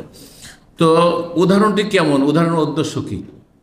জাহান্নাম আল্লাহ তৈরি করে রেখেছেন আগুন, হ্যাঁ, আর তারপরে মানুষকে আমি হেদায়েত করছি, কিন্তু মানুষ কি করছে? ওই আগুনে ঝাঁপ দিতে যাচ্ছে, হেদায়েত হয় না, সৎ হয় না, কাফের হয়ে থেকে যাচ্ছে, অসৎ জীবন যাপন করছে, আর ওই হ্যাঁ পোকামাকড়ের মতো, কীট পতঙ্গের মতো আগুনে জাহান্নামে ঝাঁপ দিতে যাচ্ছে অবুঝ। অথচ আমি সেগুলিকে রক্ষা করার চেষ্টা করছি, তাদেরকে আমি জাহান্নামের আগুন থেকে রক্ষা করার চেষ্টা করছি। সর্বশেষ হাদিস বলছেন, কাল ওই আগের হাদিস সনদের সাথে, ও কানাত ইমরাতান, দুইজন মহিলা ছিল, মা হোমা ইবনা হোমা, তাদের দুইজনের দুটো সন্তান ছিল, ছেলে সন্তান ছিল। যা আজ যে হঠাৎ করে নেকড়ে বাঘ আসলো, ফাজাহাবাবে ইবনে এহদা হোমা, ওই দুই মহিলার এক বাচ্চা, একজনের বাচ্চা নিয়ে চলে গেছে, খেয়ে ফেলেছে কিসে? নেকড়ে বাঘে। ফাকালা সাহেবা তোহা, তখন দুই মহিলার একজন বলছে, ইন্নামা জাহাবাবে ইবনেকে, তোমার বাচ্চাকে খেয়েছে, আমার বাচ্চা খায়নি। ওয়াকাল, ওখানে আর একজন মহিলা বলছে, ইন্নামা জাহাবে ইবনেকে, না তোমার বাচ্চা খেয়ে তোমার ছেলেকে খেয়েছে, আমার ছেলে এটা। ও বলছে এটা আমার ছেলে, ও বলছে আমার এটা ছেলে, আর তোমারটাকে খেয়েছে। দুইজনই বলছে, ফয়সালা কি হবে? একটা বাচ্চা নিয়ে কাড়াকাড়ি, কিন্তু দুইজনের তার বাচ্চা নাই, একজন অবশ্যই মিথ্যাবাদী। ফাতাহা কামাতা ইলা দাউদ, দাউদ আলাইহিস সালামের কাছে দুইজনে উভয় মহিলা বিচার নিয়ে আসলেন। ফাকাজা বিল কুবরা, তখন দেখলেন যে বড় মুরব্বী, ইয়ে কি আর মিথ্যা কথা বললে? বড়োর জন্য ফয়সালা করে দিলেন যে বড়টাকে, হ্যাঁ, বড় যে মহিলা বয়সের দিক থেকে বয়োজ্যেষ্ঠ তাকে দিয়ে দিলেন। ফাখারা জাতা আলা সোলেমান, সোলেমান আলী ইসলাম তখন রাজদরবারের বাইরে রাজার ছেলে ঘোরাফেরা করছেন, যুবক ছেলে। এই দুই মহিলা বেরিয়েছে, সোলেমান আলী ইসলামের পাশ দিয়ে অতিক্রম করছে। ফাখবারা তাহ, তারপর দুইজনে ঘটনা, দুইজনকে যখন জিজ্ঞাসা করলো সোলেমান কি হইল তোমাদের বিচার, হ্যাঁ ছেলে কাকে দিল, তখন এই দুজন মহিলা বলল যে এই বড়কে, এই যে মুরব্বী মহিলাকে দিয়ে দিলেন। ফাকাল ইতুনি বিসিকিন, আমি বিচার করে দিচ্ছি, আমি আর একটা বিচার করব। বাবার বিচারকে নাকচ করে আর একটা বিচার বলছে, নিয়ে আসো একটা ছুরি নিয়ে আসো, সিক্কিন। আসুক কহু বাইনে হুমা, হ্যাঁ অর্ধাঅর্ধি করে কেটে তোমাদের ভাগ করে দিয়ে দিচ্ছি, কারণ একজন করে নিয়ে যাবে। যখন একটা বাচ্চা গেছে, একটা বাচ্চা দুইজনই দাবি করছে, তোমাদের অর্ধাঅর্ধি করে কেটে ভাগ করে দিয়ে দিচ্ছি। ফাকালাতে সুগরা, তখন ছোটজন বলছেন লা তাফালি আর রহমকাল, এটা করিও না, এটা করিও না, আল্লাহ তোমার রহম করুক, আমার বাচ্চাটা বেঁচে থাক, আমার নাই পাবো। সুবহানাল্লাহ। হুয়াইব না, আসলে এই ছোট যে বয়সের দিক থেকে মহিলা, ওনারই বাচ্চা ছিল, কিন্তু বিচারটা হয়ে গেছে কি বড়কে মনে করে যে এই বড় মহিলা যেহেতু বয়োজ্যেষ্ঠ মহিলা, বয়সিকা মহিলা, মিথ্যা মনে হয় বলবেন না, ওকে দিয়ে দিয়েছেন, সাক্ষীটা কি নেই কারণ। কিন্তু আসলে ফাকাজা বেহি সুগরা, তখন সোলেমান আলী ইসলাম বলেন যাই এই মহিলা, মরি মহিলাকে বলছে দাও, এই যে ছোট, এই যে অল্প বয়সী মহিলা, ওর বাচ্চা ওকে দিয়ে দাও, ওর জন্য ফয়সালা করে দিলেন। আবু রাদিয়াল্লাহু আনহু বলছেন, ওয়াল্লাহি আল্লাহর কসম করে, ইন সামিআতু বিসিকিন ইল্লা ইয়াউমাইযিন, আমি সিক্কিন শব্দটি, সিক্কিন যে ছুরিকে বলা হয়, সেই দিন জীবনে প্রথম শুনলাম। কেন? অমা কন্যা নাকুল, আমরা আরব দেশে ছুরিকে মুদিয়া বলতাম, আরব দেশে তাহলে সিক্কিন শব্দটি ছিল না, কিন্তু নবী সাল্লাল্লাহু আলাইহি ওয়াসাল্লাম সিক্কিন শব্দ ব্যবহার করেছেন। তাই নবী সাল্লাল্লাহু আলাইহি ওয়াসাল্লাম তাদের চাইতে বেশি আরবি জানতেন, অন্য এলাকার ভাষাও জানতেন। হাবশি ভাষায় সিক্কিন বলা হয়। আর আরব দেশে আবু হুরায়রা ছিলেন আপনার আলবাহা এলাকার, আবু হুরায়রা দৌস বংশ, আলবাহা এলাকার, ওই এলাকার ভাষা ছিল মুদিয়া, এ কথা বলছেন। বুঝতে পেরেছেন হাদিসটি, যে সোলেমান আলাইহিস সালাম বিচারটি, তাহলে কার বিচার বেশি সূক্ষ্ম? সোলেমান আলাইহিস সালামের বেশি বিচার সূক্ষ্ম। তাহলে কে দাউদ আলাইহিস সালাম অবিচার করেছেন? অবিচার করেননি, তা বাহ্যিক জ্ঞানে যখন দলিল প্রমাণ নেই, মুরব্বী মহিলা, এই অল্প বয়সী মহিলার ইমানে দুর্বলতা থাকতে পারে, কিন্তু এই মহিলার বয়স হয়ে গেছে, কেন আর মিথ্যা কথা বলে, তো চলো তুমি মানুষ করো, তোমারই এটা। যখন এইভাবে তিনি বিচার করেন, এই জন্য সোলেমান আলাইহিস সালামের বিচার ক্ষমতায় বাপের চাইতে বেশি, হ্যাঁ, অগ্রগামী ছিলেন, বেশি বুদ্ধিমান ছিলেন, বিচক্ষণ ছিলেন। আল্লাহ রাব্বুল আলামিন একজনকে অপরজনকে এরকম ফজিলত দিয়ে থাকেন। জাযাকুমুল্লাহ খায়র। ওয়া সাল্লাল্লাহু আলা নবিয়িনা মুহাম্মদ ওয়া আলা আলিহি ওয়া সাহবিহি আজমাইন।